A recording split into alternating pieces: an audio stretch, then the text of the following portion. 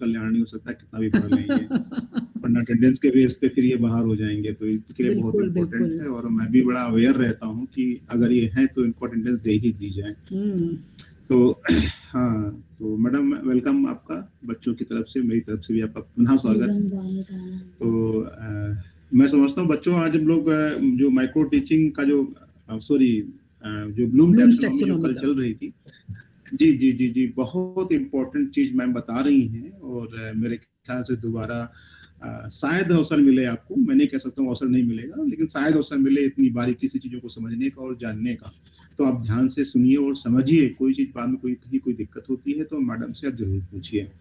Yes madam, class आपकी है। Thank you sir, thank you. जी मैम। Good afternoon class.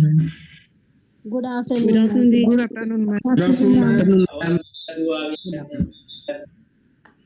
चलिए, welcome to Bloom's taxonomy.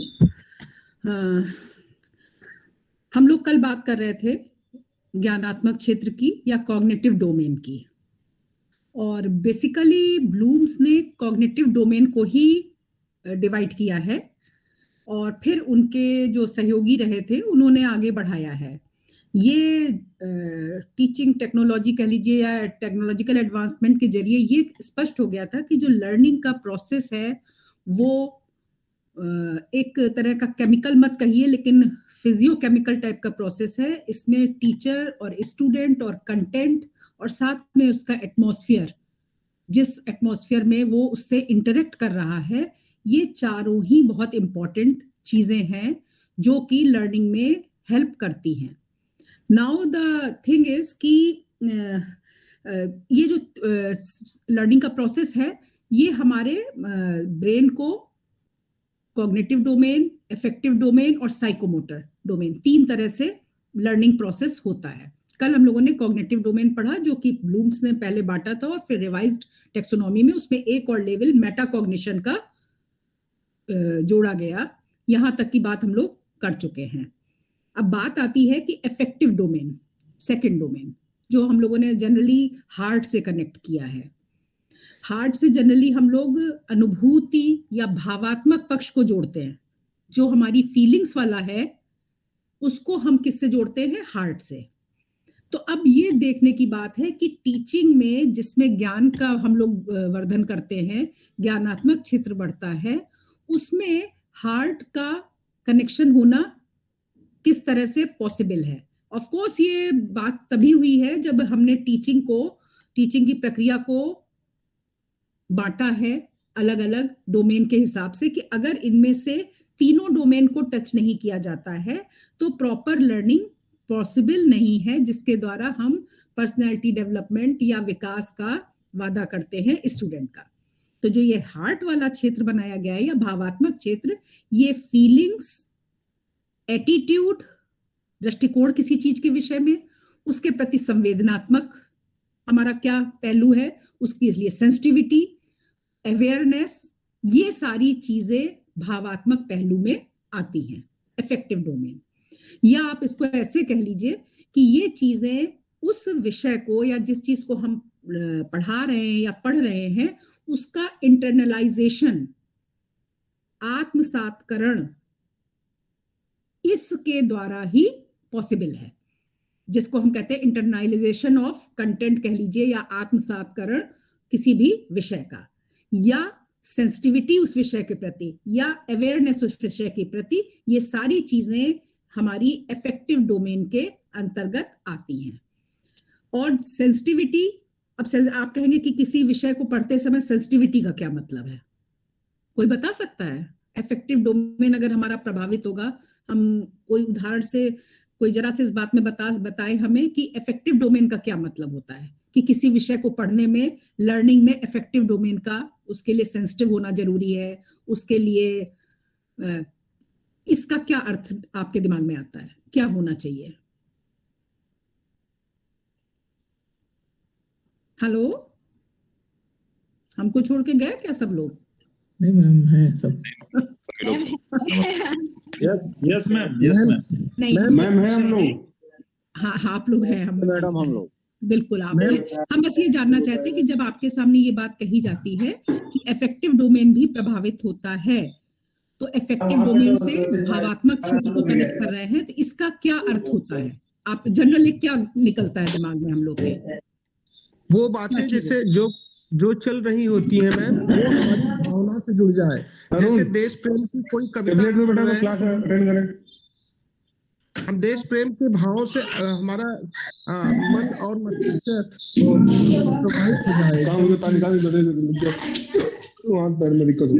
Emotion and attitude of an individual. हाँ जी Ma'am, facing emotion and attitude of an individual. हाँ, emotion and attitude, यानी कि यदि जो विषय हम पढ़ा रहे हैं वो इफेक्टिव डोमेन को जब टच करेगा, यानी टीचर ये उद्देश्य लेके चलेगा कि उस विषय के प्रति सेंसिटिविटी हो, अवेयरनेस हो, और जो टॉपिक वो पढ़ा रहा है उसके लिए क्यूरियोसिटी हो, तभी वो विषय इंटरनलाइज या आत्मसातकरण कर पाएगा स्टूडेंट। तो जब हम इफेक्टिव डोमेन को छूने की बात करते हैं कि टीचिंग में हमारा एक ऑब्जेक्टिव भावात्मक उद्देश्य भी होता है या भावनात्मक उद्देश्य होता है, तो उसका अर्थ ये होता है कि हम उस सब्जेक्ट के प्रति दृष्टिकोण, सेंसिटिविटी, एटीट्यूड और इन सब चीजों को उत्पन्न कर सकें, और उसके तब हम कहेंगे कि वो अपने विषय को आत्मसातकरण कर रखा है। इस वाले जो डोमेन का है, ये डिवीजन जो है क्रॉथवॉल ने किया था 59 में, 56 में वो हुआ था, 59 में करीब आगे चलकर उन्होंने क्रॉथवॉल सर ने किया था, उन्हीं के कलीग थे उसी कमेटी में, तो उन्होंने इसका किया था, और उन्होंने इस डोमेन को 5 लेवल्स में बांटा। एक मिनट मैं पीपीटी खोल लूं। हाँ, ये जो डोमेन है इफेक्टिव डोमेन, ये हार्ट से कनेक्टेड है। ये feeling, emotion, attitude, awareness and growth से जुड़ा हुआ है। ये किसी भी सब्जेक्ट के इंटरनलाइजेशन से कॉन्सेप्ट के जुड़ता है, उसका इंटरनलाइजेशन करता है, और stimulus variation related to concept, उसके प्रति संवेदना उत्पन्न दिखाई नहीं दे रही है। हाँ बेटा, मैम पीपीटी नहीं शो हो रही है। नहीं शो हो रही है? नहीं, कहीं गड़बड़ हो गई हमसे क्या? जस्ट ए मिनट बेटा, शेयर करिए, शेयर नहीं हुई है। शेयर नहीं हुई है, एक मिनट। हाँ, right you are, just a minute. हम बहुत अच्छे से कर नहीं पाते, एक मिनट।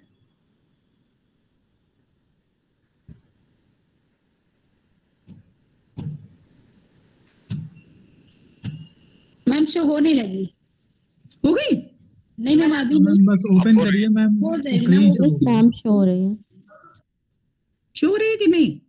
मैम स्क्रीन शो हो रही है, पीपीटी ओपन करिए आप। अच्छा सर, हमने तो अपने हिसाब में शेयर तो आपने, लेकिन ओपन करिए। अच्छा, हम हाँ मैम, आप पीपीटी ओपन करिए, अपनी स्क्रीन शो हो रही है। पीपीटी तो मैंने,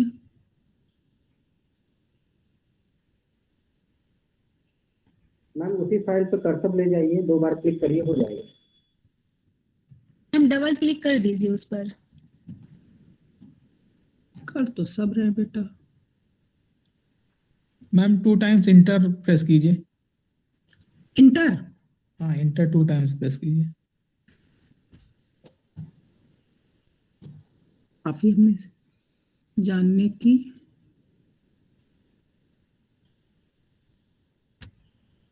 शेयरिंग स्टॉप हो गई है आपकी।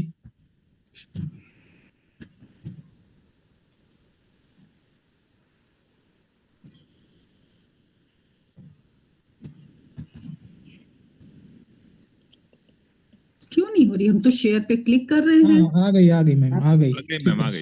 आ गई? Yes ma'am. Sorry, very sorry, I am not that much of techno friendly person शायद। हाँ, तो ये हम इफेक्टिव डोमेन की बात कर रहे थे, जो कि 5 लेवल्स में डिवाइड किया है क्रॉथवॉल सर ने अब इस डोमेन को।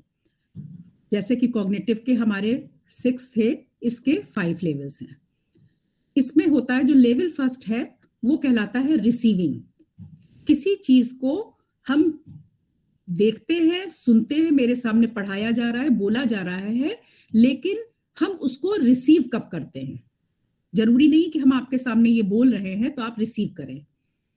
आप रिसीव तब करेंगे जब हम आपके सामने 2 या 3 तरह से, जैसे हमने बोला, फिर हम दिखाने की कोशिश कर रहे हैं, या अभी भी हम कुछ ऐसे प्रश्न पूछकर या कुछ ऐसा करें कि जो स्टिमुलस है आपके दिमाग में जा रहा है, वो क्यूरियोसिटी इतनी उत्पन्न करे कि हम आपके दिमाग में ये जानने की इच्छा हो कि ये क्या बताया जा रहा है। ये होता है स्टिमुलस सेंसिटिव करना सब्जेक्ट को, जो कि जनरली आप लोगों ने देखा होगा कि पाठ योजना में जो इंट्रोडक्टरी क्वेश्चन होते हैं या जो लेसन स्टार्ट करने से पहले हमारी आपकी बातचीत होती है, जबकि हम स्टूडेंट का दिमाग अपने विषय की ओर ले जाने की कोशिश करते हैं। उसकी कोशिश का मतलब होता है कि वो उसको रिसीव करे, देखे, सुने, और जब कोई लेने को तैयार होगा तभी तो आप कोई चीज दे पाएंगे उसको। ये बात मानते हैं? तो लेने के लिए ब्रेन तैयार हो, इसको कहते हैं सेंसिटिविटी क्रिएट करना या स्टिमुलस सेंसिटिव करना। इससे होता क्या है, इस कंडीशन में जब ये फर्स्ट लेवल आता है विषय पढ़ाने में, तो फर्स्ट स्टेप पर ये लोएस्ट लेवल है। इसमें क्या होता है, एक जागरूकता आती है उस सिचुएशन के लिए जबकि हम उसको पढ़ा रहे हैं, या वो विलिंगनेस उसके अंदर क्रिएट होती है कि अच्छा हम ये स्टिमुलस को रिसीव करें। काम ही टीचर का ये होता है, क्योंकि और कंट्रोल होता है कंट्रोल्ड अटेंशन टुवर्ड्स स्टिमुलस। अब इसको अगर हम आप पर रखें तो इतना नहीं समझ में आएगा, लेकिन थोड़ा सा अगर आप ध्यान दें कि जब हम बच्चों के साथ जाते हैं तो डिफरेंट पीरियड्स में डिफरेंट पढ़ाइयाँ होती रहती हैं।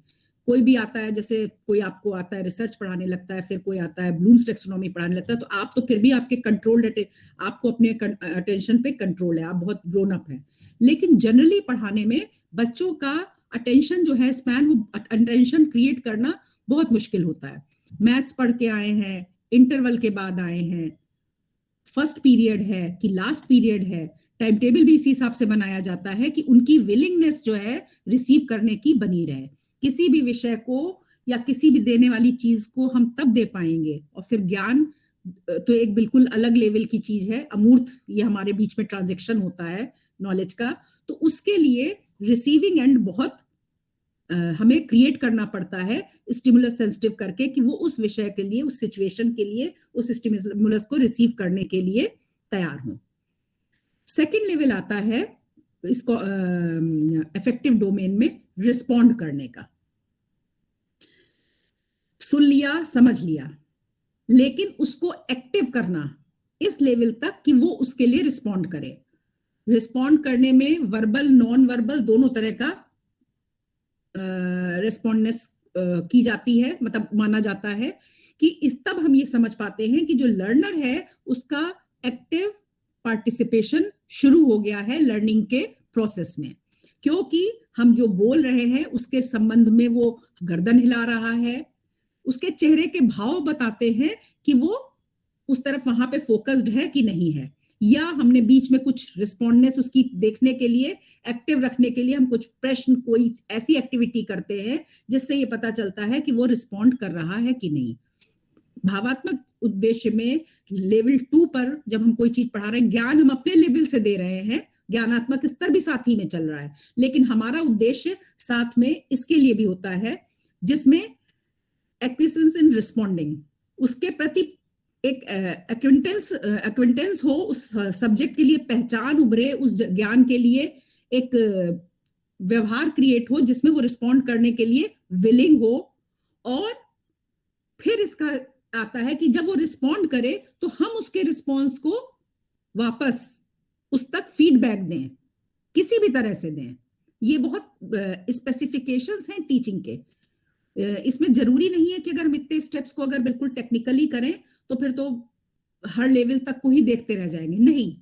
इसमें रिस्पॉन्डनेस में हम बस, हमारे लिए जरूरी है कि हम विद्यार्थी की तरफ पूरी तरह से कंसंट्रेट रहें, साथ में अपने विषय को बढ़ाते रहें कॉग्निटिव लेवल पर, और साथ में देखते रहें कि वो विलिंगनेस करे और फिर जवाब दे, और जब वो जवाब दे तो मेरा फीडबैक होना चाहिए उसके लिए, वो भी वर्बल नॉन वर्बल दोनों तरह से हो सकता है, और ये सारी चीजें आंख, हाथ, नाक, कान, मेरे भाव भंगिमाओं से भी क्रिएट हो सकती हैं, और उधर से स्टूडेंट भी कर सकता है। तब हम ये मानेंगे कि वो रिस्पॉन्ड करेगा, तब वो एक्टिवली इस लर्निंग में पार्टिसिपेट करना शुरू हो गया है। ये हमारा लेवल 2 होता है, जिसमें हम लेवल 3 क्या मैडम है?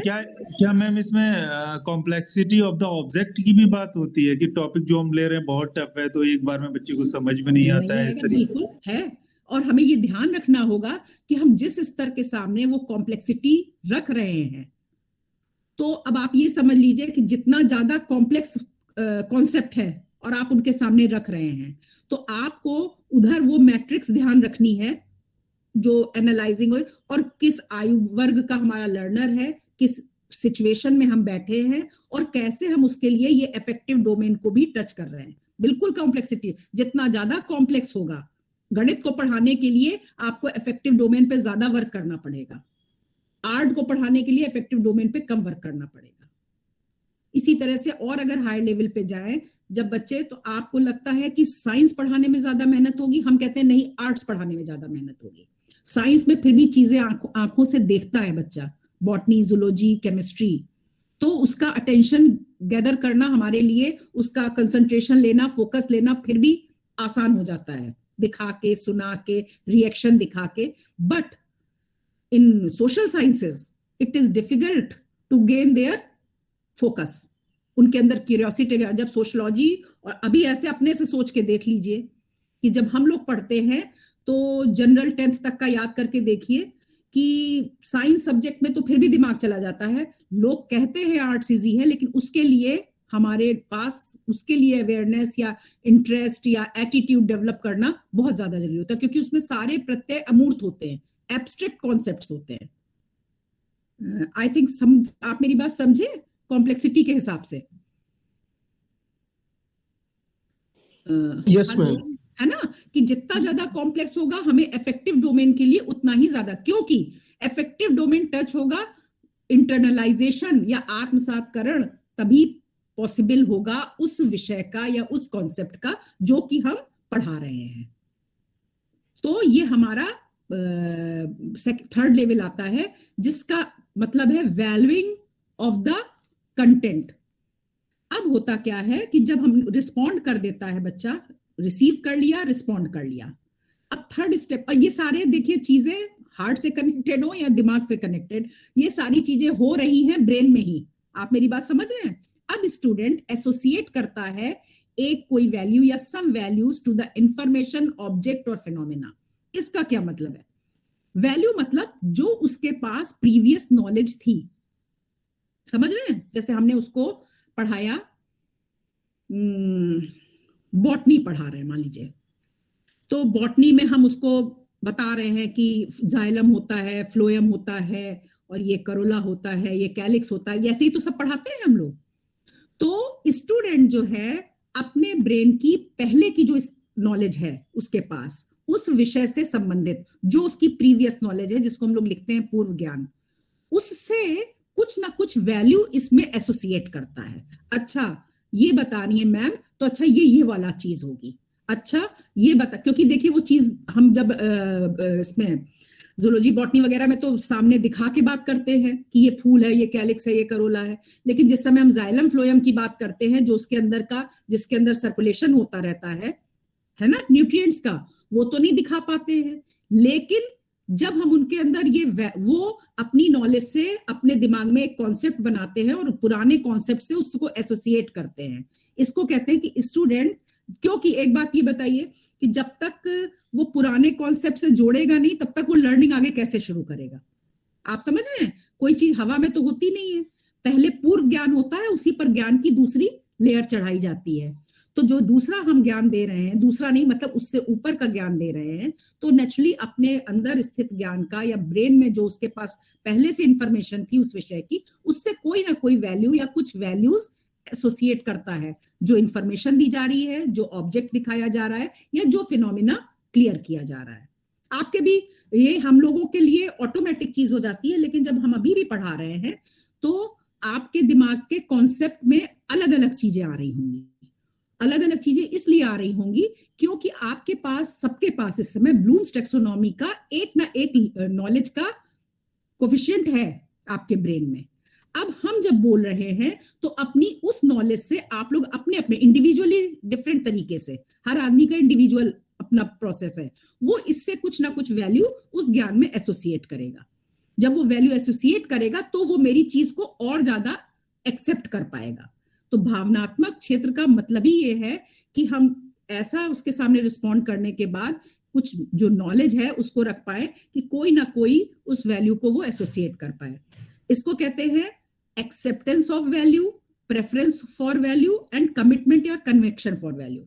एक्सेप्टेंस ऑफ वैल्यू का मतलब ये है कि वो, उसके पास कोई बात उसने सुनी, उसके लिए कुछ एसोसिएट किया अपने ब्रेन में ध्यान से और एक्सेप्ट किया कि अच्छा ये चीज ये ऐसे इससे कनेक्टेड होगी, या उसने कई चीजें उसके दिमाग में है कि ये हो सकता है, ये हो सकता है, ये हो सकता है, उसमें उसने एक वैल्यू को प्रेफरेंस दी। मान लीजिए कोई चीज का साम्यता उसके दिमाग में जो नॉलेज है कई चीजों से हो रही है, तो वो उसको एक प्रेफरेंस तय करेगा और फिर उसके लिए एक कमिटमेंट होगा उसके दिमाग में कि नहीं ये ही चीज ठीक है। वैल्यू देने का मतलब है उसको अपनी पुरानी नॉलेज से एसोसिएट करना और वो किस जगह से जोड़ी जाए इसको वैल्यू करना।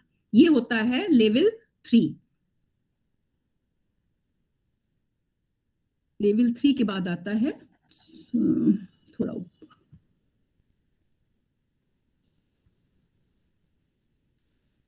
लेवल 4। ये लेवल 4 ही तो है, हाँ 28। ये है लेवल 4। लेवल 4 होता है हमारा आकर रिसीव के बाद ऑर्गेनाइजेशन का, संगठन। एक इतनी सी तो चीज आप लोग समझते होंगे कि हमारे दिमाग में जो भी नॉलेज है, ज्ञान, वो कोई अलग अलग डिब्बियों में तो बंद नहीं है, वो एक ऑर्गेनाइज्ड फ्रेम या मेंटल स्ट्रक्चर बना हुआ है ज्ञान का, जो हम धीरे धीरे पढ़ते चले आ रहे हैं और एक के बाद एक विषय पढ़ रहे हैं, फिर एक ही विषय में एमए कर रहे हैं। तो मेरे अंदर सारी नॉलेज का जो भी विषय पढ़े हैं, जितने भी अलग अलग तरह के पेपर पढ़े हैं, वो सारे ऑर्गेनाइज्ड फॉर्म में एक, जिसको हम बुद्धि कह देते हैं, जिसको हम ज्ञान कह देते हैं, वो एक ऑर्गेनाइज्ड स्ट्रक्चर है। अमूर्त प्रत्यय स्ट्रक्चर कोई दिखने में नहीं है, लेकिन एक ऑर्गेनाइजेशन है नॉलेज का। नॉलेज का ऑर्गेनाइजेशन है जो कि हमारा, तो अब है क्या कि जो हमने वैल्यू उसको पढ़ाया, उसकी वैल्यू क्रिएट की, एसोसिएट की उसने, और फिर उसी ज्ञान में उसको एसिमिलेट किया। इसको कहते हैं ऑर्गेनाइजेशन। ये होता है वैल्यू ऑर्गेनाइजेशन, वैल्यू एसिमिलेशन, या to establish mutual relation of value. Mutual relation किससे? मेरी पहले स्थित ज्ञान से। वैल्यू ऑर्गेनाइजेशन, उस विषय से संबंधित जो ज्ञान था उसको वैल्यू देने के बाद उसी के साथ उसको ऑर्गेनाइज करके रखना। और एसिमिलेशन मतलब उसको हमने इंटरनलाइज किया, हम समझ गए, वहां समझे थे विषय को जब अंडरस्टैंडिंग का लेवल आया था, और जब वैल्यू को हमने एसिमिलेट कर लिया, नाउ हम उसके लिए रेडी हो गए कि अब अगर वो हमसे पूछा जाए तो हम उसको अपने तरीके से प्रोड्यूस कर सकते हैं। क्योंकि जब तक एसिमिलेट नहीं होगी चीज, तब तक मेरे दिमाग में वो एक अलग फॉरेन मटेरियल की तरह ज्ञान है, लेकिन वो सिर्फ एक इंफॉर्मेशन होगी। और जिस समय वो ज्ञान हमारे वैल्यू से ऑर्गेनाइज हो जाएगा, मेरे दिमाग की नॉलेज में एसिमिलेट हो जाएगा, या कोई ना कोई म्यूचुअल रिलेशन और वैल्यूज के साथ इकट्ठा कर लेगा, तो वो हो जाएगा एक ऑर्गेनाइजेशन, और तब वो चीज मेरी अंदर इंटरनलाइज हो जाएगी। ये होता है अफेक्टिव डोमेन का 4th लेवल, जिसको कह रहे हैं ऑर्गेनाइजेशन। क्योंकि हमारे, अगर आपको हम थोड़ा सा ध्यान दिलाएं और आप ध्यान दें, आपने वो याद है कुर्ट लेविन की फील्ड थ्योरी साइकोलॉजी में, जरा सा दिमाग, कुर्ट लेविन की फील्ड थ्योरी, एक क्षेत्रीय सिद्धांत पढ़ा होगा जब आपने पढ़ी है, लर्निंग की थ्योरीज पढ़ी हैं, उस समय ये आपने पढ़ा होगा। कुर्ट लेविन का क्षेत्रीय सिद्धांत ना पढ़ा हो तो field theory of Kurt Lewin देखिएगा। वो ये कहता है कि जब मेरे सामने कोई नई नॉलेज आती है, या उसको वो कहते हैं नया स्टिमुलेशन आता है, उसको जनरली हम लोग किसी इंफॉर्मेशन को जो मेरे दिमाग में आई उसको स्टिमुलस कहते हैं ब्रेन के लिए। वो स्टिमुलस के प्रति जब रिएक्ट करता है ब्रेन, तो उसको कहते हैं वो वही उसकी लर्निंग है, क्योंकि वही मेरे अंदर बिहेवियरल चेंज लाता है। तो कुर्ट लेविन की फील्ड थ्योरी कहती है कि मेरे दिमाग में हर जब कोई सामने नॉलेज आती है तो उससे संबंधित एक ज्ञानात्मक क्षेत्र फील्ड क्रिएट होती है। वो फील्ड पहले से क्रिएट होती है जिसमें ये नई नॉलेज जाकर अपना स्थान बनाती है एसिमिलेट होकर। तो ये ऑर्गेनाइजेशन उसी फील्ड का है। हर एक व्यक्ति के दिमाग में एक अपने ज्ञान की फील्ड है, स्ट्रक्चर बना है। पढ़ते सब एक सा है, सब आप पीएचडी स्कॉलर है, सब इसमें एमए और बीएड करके आए होंगे, लेकिन हर एक का इंडिविजुअल डिफरेंस ये है कि उनका बुद्धि का स्तर भी मत कहिए, उनकी बुद्धि का जो ये क्षेत्र है ये अपने ढंग का यूनिक होगा। ज्यादा कम की बात नहीं मैं कर रही हूं, मैं कर रही हूं अपना यूनिक होगा। यही तो कारण है कि पढ़ाई एक चीज आती है, किताब एक ही होती है, लेकिन लर्निंग के बाद अचीवमेंट सबके अलग अलग होते हैं। यही रीजन है। तो ये ऑर्गेनाइजेशन ये अफेक्टिव डोमेन में आता है कि वो वैल्यू या वो वैल्यू इसमें समझ रहे, उस नॉलेज की, उस इंफॉर्मेशन को एक कोड दिया है वैल्यू। उन्होंने वैल्यू मतलब उसका मूल्य नहीं है, कोड दिया है उन्होंने। फिर आता है लेवल 5, इसका करेक्टराइजिंग, चरित्रीकरण कह सकते हैं हिंदी में, वो इसकी हिंदी वही होगी, चरित्रीकरण। अब ये चरित्रीकरण क्या है कि वो नॉलेज मेरे फील्ड में एसिमिलेट भी हो गई और हमने उसको करेक्टराइज कर दिया। At this level the student tries to build abstract knowledge about that thing. Abstract knowledge का मतलब ये है कि उस विषय से संबंधित, वो विषय कुछ भी हो सकता है वो विषय कॉन्क्रीट हो, लेकिन हमारे दिमाग में उसका एक कॉन्सेप्ट फॉर्मेशन हो जाता है और वो खुद में भी अपना एक एब्स्ट्रैक्ट फिनोमिना हो सकता है, जैसे सोशल साइंसेस के होते हैं, और वो अपने में कॉन्क्रीट विषय भी हो सकता है। लेकिन हमारा ब्रेन ये वैल्यू करने के बाद, इंटरनलाइज करने के बाद, उसको ऑर्गेनाइज करने के बाद एक उसके अंदर करेक्टराइजेशन आ जाता है, जिसको ये कह रहे हैं हैबिट फॉर्मेशन। हैबिट फॉर्मेशन का क्या मतलब है कि acceptance and organisation of values become permanent feature of man's character. Man's character मत कहिए, ये वैल्यू उसके दिमाग में या उस नॉलेज के प्रति उस कॉन्सेप्ट को अपना इंटरनलाइज करने के बाद मैन की मतलब इंसान की जो सीख रहा है, पढ़ रहा है, उसके दिमाग में एक कैरेक्टर के फीचर की तरह से हो जाता है। यानी कि वो जब उस विषय से संबंधित कोई चीज करेगा तो वो उसकी हैबिट फॉर्मेशन में आती है।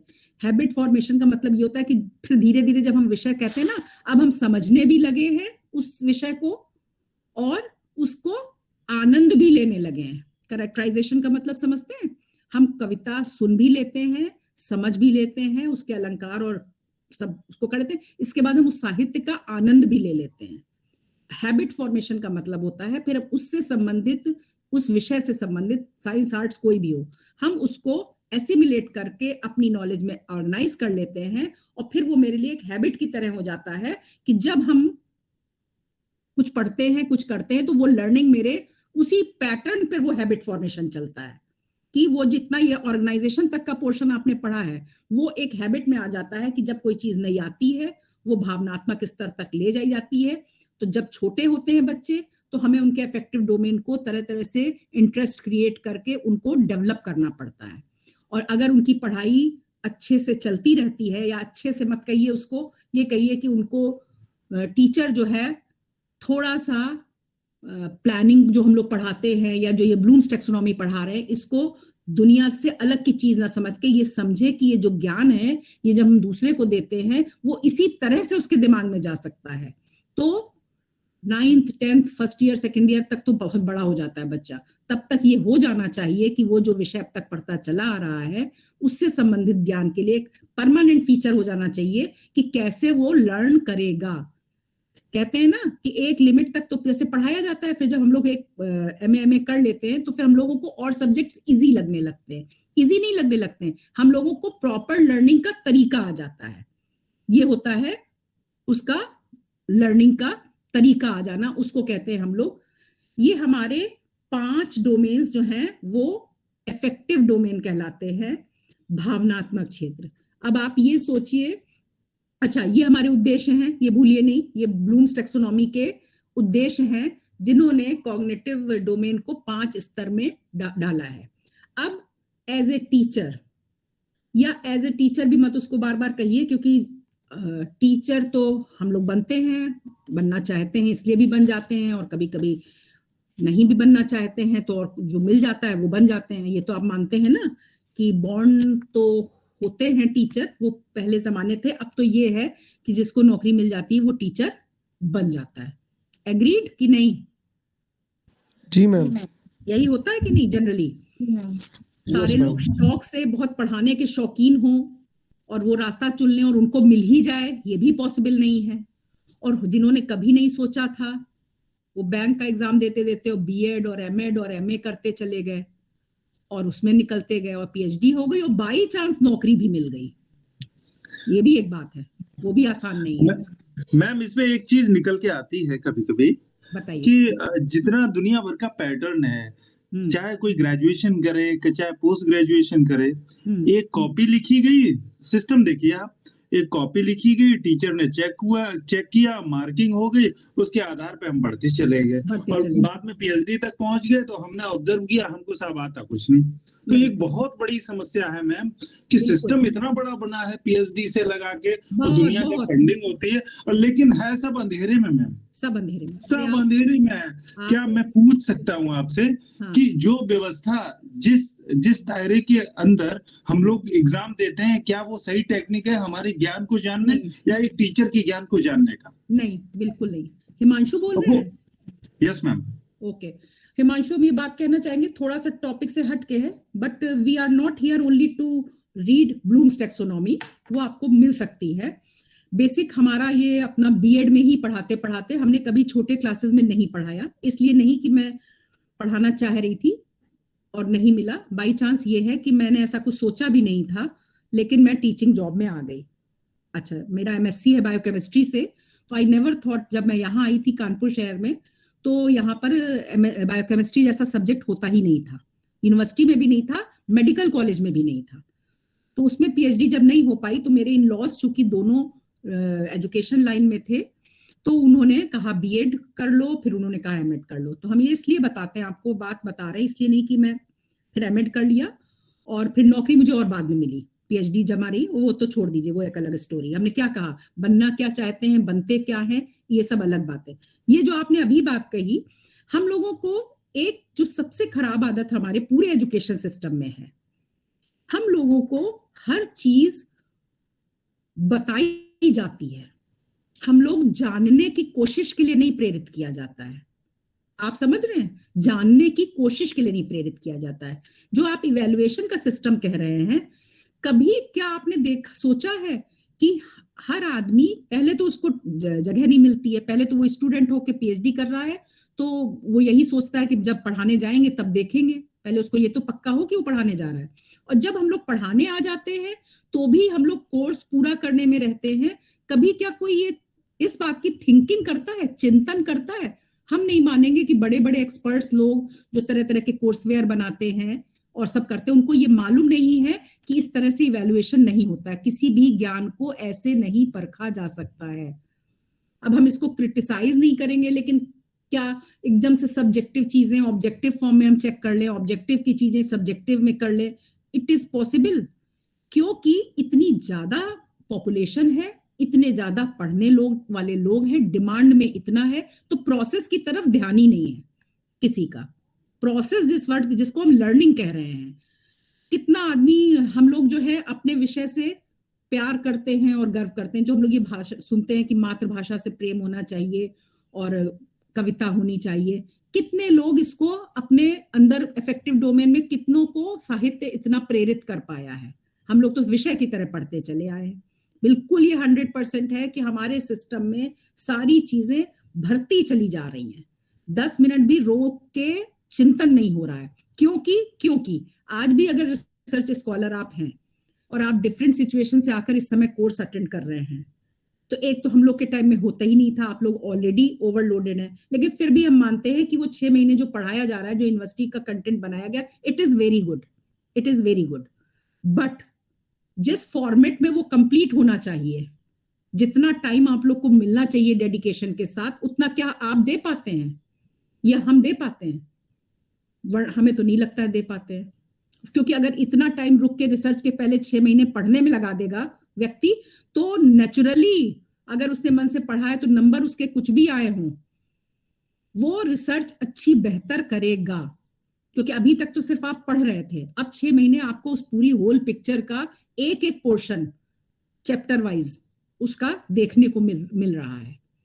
तो ये बिल्कुल सही है कि सिस्टम जरूर बना है और सिस्टम में सोच समझ के अच्छे से ही बनाया जा रहा है, लेकिन जो एक चिंतन की प्रक्रिया थी कि हम किसी चीज के विषय में सोचें, समझें, रिफ्लेक्ट करें, एक दूसरे की बात सुने और फिर उसको बढ़ाएं, वो नहीं होता है। दूसरी बात यह है कि जो जिसको पढ़ाया जाता है वो कभी भी, हम लोग जिस अफेक्टिव और साइकोमोटर डोमेन की बात कर रहे हैं, वहां तक पहुंचता ही नहीं है ज्ञान। आधे अधूरे तक तो यही चिंता रहती है कि इस ज्ञान का हम उपयोग कैसे करेंगे, और वो भी कैसे? अपनी लाइवलीहुड के लिए, अपने स्वांता सुखाय के लिए। कितना लोग पढ़ पाते हैं? नहीं पढ़ पाते हैं ना। तो द पॉइंट इज कि ना हम उतना टाइम दे पा रहे हैं और चीजें बहुत ज्यादा हैं, चीजें बहुत ज्यादा हैं। ब्लूम्स टैक्सोनॉमी का एक छोटा सा पोर्शन है कि लेसन प्लानिंग के पहले भाई बता दो कि उद्देश्य क्या होते हैं, और प्लान के ऊपर वो लिख दे ज्ञानात्मक, भावात्मक और साइकोमोटर। क्या कभी कोई क्लास में हम लोग ऐसा पढ़ाने में टाइम दे पाते हैं कि देखो तुमने ये ऐसे पढ़ाया, तो ये देखो बच्चे के लिए अगर तुम बॉटनी पढ़ा रही हो या हिंदी पढ़ा रही हो, इस तरह से करना बहुत जरूरी है, वरना तुम उसके उस डोमेन को टच नहीं कर पाओगी। अगर 15-20 दिन भी ऐसी प्रैक्टिस हो जाए तो समझिए वो दिमाग में चला जाएगा।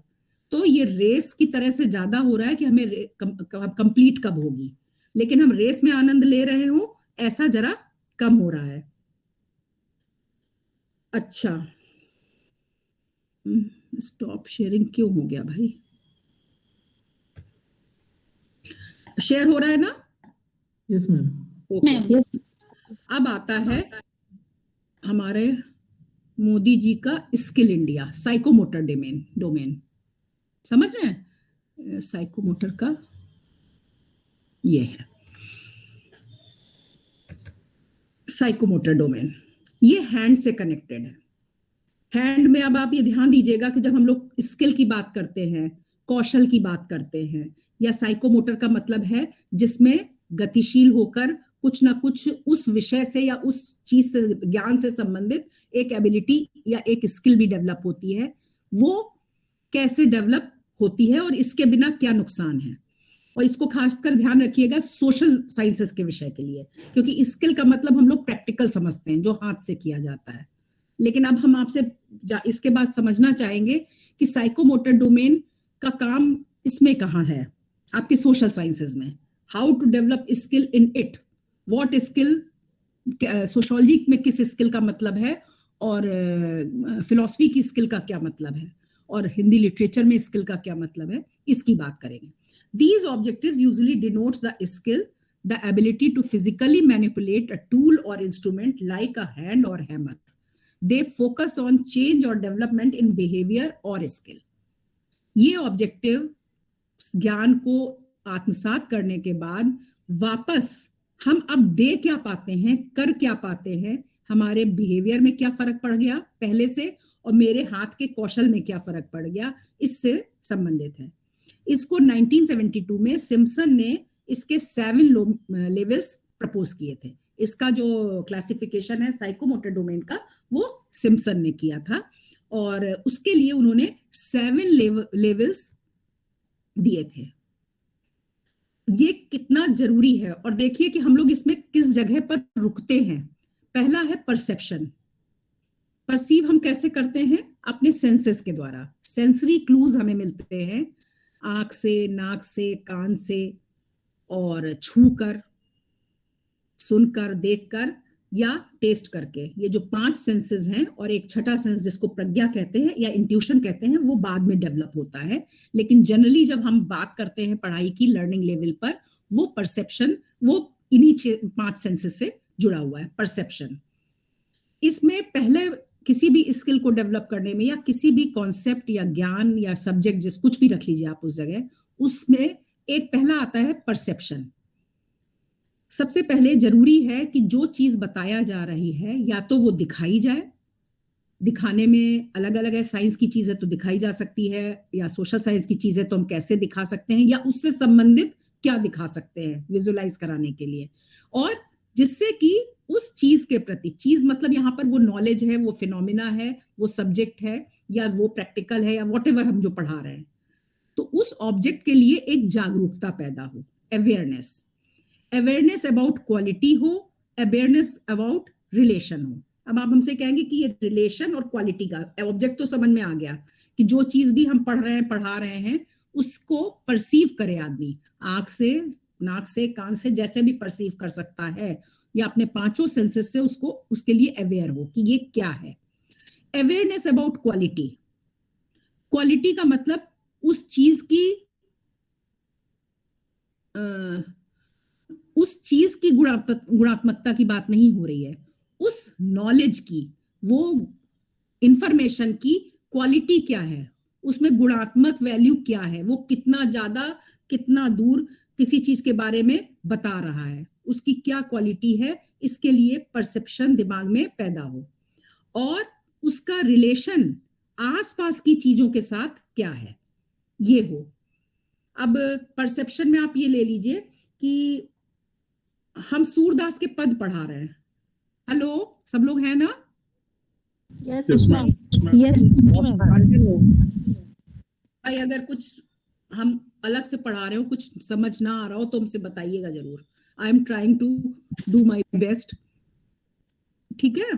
पूछिएगा जरूर, हम अगर कोई चीज, मैम अच्छा पढ़ा रही हैं आप, मैम ठीक है बेटा, अच्छा पढ़ा रहे हैं हम, उसमें से इंटरेस्टेड ये कि हम जो बोल रहे हैं वो समझ में आ रहा है, क्योंकि ये भी तो होता है ना कि हम अभी तक बीएड के बच्चों के साथ ज्यादा बोलते हैं, एमएड के बच्चों के साथ भी बोले हैं, भी आपके साथ हमें कोई वो नहीं, लेकिन हम ये जरूर समझना चाहते हैं कि जो हम बोलते हैं वो किस स्तर तक के लिए सही है।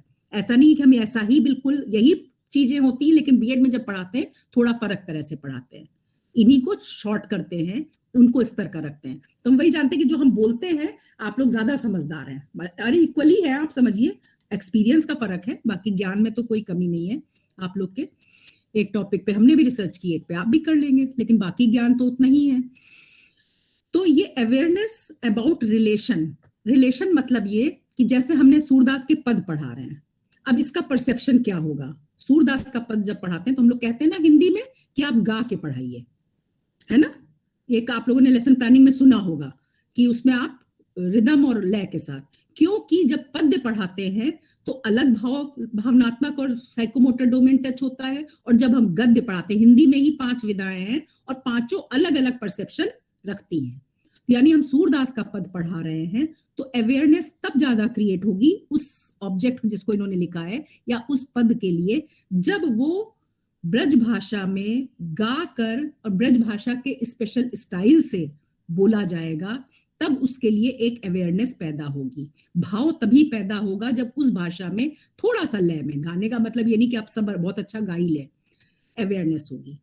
क्वालिटी, क्वालिटी का मतलब ये है कि जिस भाव से वात्सल्य रस में है तो वो वात्सल्य का ज्ञान से जो परसेप्शन आए वो ऑटोमेटिक हमारे अंदर मातृत्व का या भावनात्मक रूप से वात्सल्य का भाव उत्पन्न करे। और अवेयरनेस अबाउट रिलेशन ये है कि वो जो चीज हम पढ़ा रहे हैं उसका अगल बगल की चीजों से, अगल बगल की चीजें क्या है कि इसके पहले बच्चे ने गद्य भी पढ़ा है, इसके पहले बच्चे ने तुलसी के भी पद पढ़े हैं, इसके पहले रहीम भी पढ़ा है, और इसके पहले बगल में साइंस भी पढ़ी है। हम उसका रिलेशन क्रिएट कर सकें समय, कालखंड मतलब समय, और क्या कहा जाता है उसको, यूनिवर्सल 3 जो डायमेंशंस हैं उसके अकॉर्डिंग हम अवेयरनेस क्रिएट कर पाए। ये सूरदास के पद हैं, ये मध्यकालीन युग में जब जनता बहुत त्रसित थी मुगल शासन से, तब जनता को राहत देने के लिए सरल भाषा में बिना पढ़े लिखे लोगों के लिए एक वात्सल्य रस के पद थे। तो ये पूरी नॉलेज उनके दिमाग में हमारा परसेप्शन क्रिएट करने में सहायक होगा। इसीलिए कहा जाता है कि जब कोई पद पढ़ाइए तो लय में पढ़ाइए, उसके बारे में बताइए, वो कवि किस कालखंड में पैदा हुआ था, ये सारी चीजें कहते हैं ना, क्योंकि एक सूरदास का पद अगर आप क्लास में गए और आपने पद पढ़ के सुनाया और उसका कहा इसका मतलब ये है, यशोदा माता ने इसका मतलब ये है, ये भावार्थ बताया, उसका भावार्थ भी नहीं शब्दार्थ बताया और कहा कि अब इसका अर्थ लिख के लाइएगा और टिक लगा दिया। जनरली पढ़ाई ऐसी ही होती है, लेकिन उससे सूरदास के पद का परसेप्शन नहीं क्लियर होता है। एग्रीड? तो सबसे पहला स्किल के लिए जरूरी है कि अगर साइकोमोटर डोमेन टच करना है किसी भी सब्जेक्ट का, तो हम सबसे पहले उसके अंदर उसका परसेप्शन क्रिएट करें। सेकंड आता है मेंटल सेटअप या एडजस्टमेंट। मेंटल सेटअप का वर्ड आपने सुना होगा कि आपने जनरली सुना होगा कि आपसे कोई काम दिया जाता है या आप घर में भी एग्जाम की तैयारी करने जा रहे हैं या कोई काम एक्स्ट्रा करने जा रहे हैं, तो आप जनरली कहते हैं ना कि मेरा माइंड अभी नहीं मेकअप हुआ है। हम लोग जनरल लैंग्वेज में बोलते हैं ना कि मेरा माइंड नहीं मेकअप है अभी इस चीज के लिए। या आप कोई क्लास भी अटेंड करने जा रहे होते हैं, मान लीजिए आप ऑनलाइन ही बैठ रहे हैं, तो आप इसके लिए एक मेंटल सेटअप बनाते हैं ना। एक कॉलेज आके बनता है ऑफलाइन पढ़ाई में, एक ऑनलाइन में अचानक सोते के टाइम में उठकर, जनरली लोग इस समय सोते हैं या चाय पीते हैं या वॉट एवर इट इज, भाई कॉलेज से जाते हैं, थकते हैं, जो भी करते हैं, तो ये काम ये सच पूछिए तो ऑनलाइन पढ़ाई का तो नहीं है, लेकिन चूंकि हम लोगों को अपना अटेंशन करने की आदत है, बड़े हैं, ग्रोन अप्स हैं, यही आप बच्चों को दे दीजिए 3 बजे पढ़ाने के लिए, 3:30 बजे, तो आधा बच्चा सो जाएगा। कुछ भी पढ़ा लीजिए आप, कितना भी अच्छा पढ़ा लीजिए। तो ये जो मेंटल सेटअप है ये उसी को करता है, डिनोट करता है कि जो चीज हमें पढ़ाई जा रही है, जिसको हम परसीव कर रहे हैं, उससे धीरे से मेरा मेंटल एडजस्टमेंट हो जाए, फिजिकल एडजस्टमेंट हो जाए और इमोशनल एडजस्टमेंट हो जाए। 3 तरह से मेरा माइंड मेकअप हो कि मेंटल एडजस्टमेंट हो जाए, उसको इतने अच्छे से पढ़ाया जाए। फिजिकल एडजस्टमेंट का मतलब ये कि अगर कोई फिजिकली करने वाला विषय है जिसमें हमें कुछ करके दिखाना होता है, तो फिजिकल एडजस्टमेंट हो, उसके लिए मेंटल सेटअप तब बनता है। और अगर कोई, और हर एक चीज के लिए, चाहे वो फिजिकल हो चाहे मेंटल हो, इमोशनल एडजस्टमेंट बहुत जरूरी है। इमोशनल लेवल हर एक का अलग होता है, उसकी संवेदनाएं अलग अलग तरह से होती हैं, स्वभाव प्राकृतिक अलग होता है, तो उसके लिए इमोशनल प्रिपरेशन भी चाहिए होती है। कोई भी विषय, कोई भी नई नॉलेज पढ़ाएं, कोई भी काम करें, उसके लिए मेंटल सेटअप, ये सब करता टीचर ही है। ये जितनी चीजें हम आपको बता रहे हैं, और ये मत सोचिएगा कि ये सब कहने की बातें हैं। हम ये मान सकते हैं कि जनरली ये कहने की बातें हैं कि टीचर आया, उसने वर्गमूल लिखा और वर्गमूल की गुणनखंड विधि बताई और भाग विधि बताई और जाइए ये एक्सरसाइज कर लाइएगा, तो वो गणित का टीचर बेकार कहलाता है। पाइथागोरस प्रमेय पढ़ा देते हैं तो रट लेते हैं बच्चे, नहीं। अगर आपने उसको एब्स्ट्रैक्ट को विजुलाइज कराया है, उनको उसके दैनिक जीवन से जोड़ा है, जो जो हम लोग रूल्स बताते हैं, तो उसका मेंटल एडजस्टमेंट होता है, तो उसकी चीजें ज्यादा अच्छे से वो परसीव करता है और समझ पाता है। समझ रहे हैं? अगर आप सीढ़ी को दीवार से लगाने का उदाहरण देंगे और एक चित्र बना के दिखाएंगे और बताएंगे कि आप इसकी लेंथ कैसे पता करोगे, तो वो पाइथागोरस प्रमेय ज्यादा समझ में आएगी, जब उसको उसका यूज समझ में आएगा कि क्यों पाइथागोरस। वरना तो जनरली हम लोग थ्योरम और ये सब रट सोचते हैं कि बस अब करना सीख लो, कुछ लोग समझ के करते हैं, कुछ लोग रट के करते हैं, और इसीलिए मैथ्स कठिन हो जाती है। तो ये है मेंटल सेटअप का लेवल।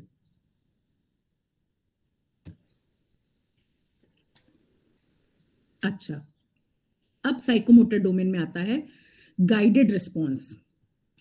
इस डोमेन में हाथ से कोई स्किल डेवलप करने में पहले हम उसको गाइड करके एक रिस्पॉन्स, जैसे बीएड की टीचिंग में सिमुलेशन आपने देखा है, सिमुलेटिंग टीचिंग जी मैम, हम लोग कराते हैं ना। Yes ma'am. उसको सिमुलेट कराना मतलब हमने एक उनको ये काम करके दिखाया, और कोशिश, उसका मतलब क्या होता है कि जब हम उस काम को करके दिखाते हैं तो हमारे सामने वाला, जिसको हम पढ़ाने की कोशिश कर रहे हैं, इमिटेट करके उसकी लर्निंग करने की कोशिश करता है। पहला होता है गाइडेड रिस्पॉन्स। इसमें लर्निंग बाय इमिटेशन होता है, यानी कि जो देने वाले ने या टीचर ने या शिक्षक ने करके दिखाया, जो बताया किसी भी सब्जेक्ट में, उसको हम वैसे ही स्टूडेंट इमिटेट करता है और टीचर उसको गाइड करती है। अगर बीच में कहीं भी होता है तो वो नहीं, ऐसे नहीं, ऐसे भी कहती है। इसमें 2 तरह के गाइडेड रिस्पॉन्स होते हैं, एक ओवर्ट बिहेवियर, बाहर से दिखने वाला, और फिर उसकी बार बार की प्रैक्टिस, उसकी बार बार की प्रैक्टिस। अब जनरली आपने देखा होगा साइंस के जो हम लोग प्रैक्टिकल कराते हैं तो उनमें पहले टीचर करके दिखाता है डेमोन्स्ट्रेशन, फिर एक बार उसकी प्रेजेंस में हम लोग करते हैं, समझे, और फिर अगर हमें वो करना है क्या डाइसेक्शंस वगैरह होते हैं या कोई भी, तो उनको हम बार बार प्रैक्टिस करके देखते हैं। मैथ्स में होता है पहले हमें बता देता है टीचर, हम उसकी प्रेजेंस में उसके सामने निकाल के देखते हैं और फिर हम उसकी बार बार प्रैक्टिस करते हैं। इसी तरह से हर स्किल को पहले टीचर करके दिखाता है, फिर उसको इमिटेट करता है स्टूडेंट, और उस इमिटेशन में पहले उसका बाहरी व्यवहार होता है, वो करके गाइडेंस में करता है और फिर उसकी बार बार प्रैक्टिस करता है। जब वो बार बार प्रैक्टिस करता है तो हम मानते हैं कि इसके स्किल में बढ़ावा हो रहा है, लेकिन अभी भी वो स्किल डेवलप नहीं हुई है, ये स्किल डेवलपमेंट का प्रोसेस है।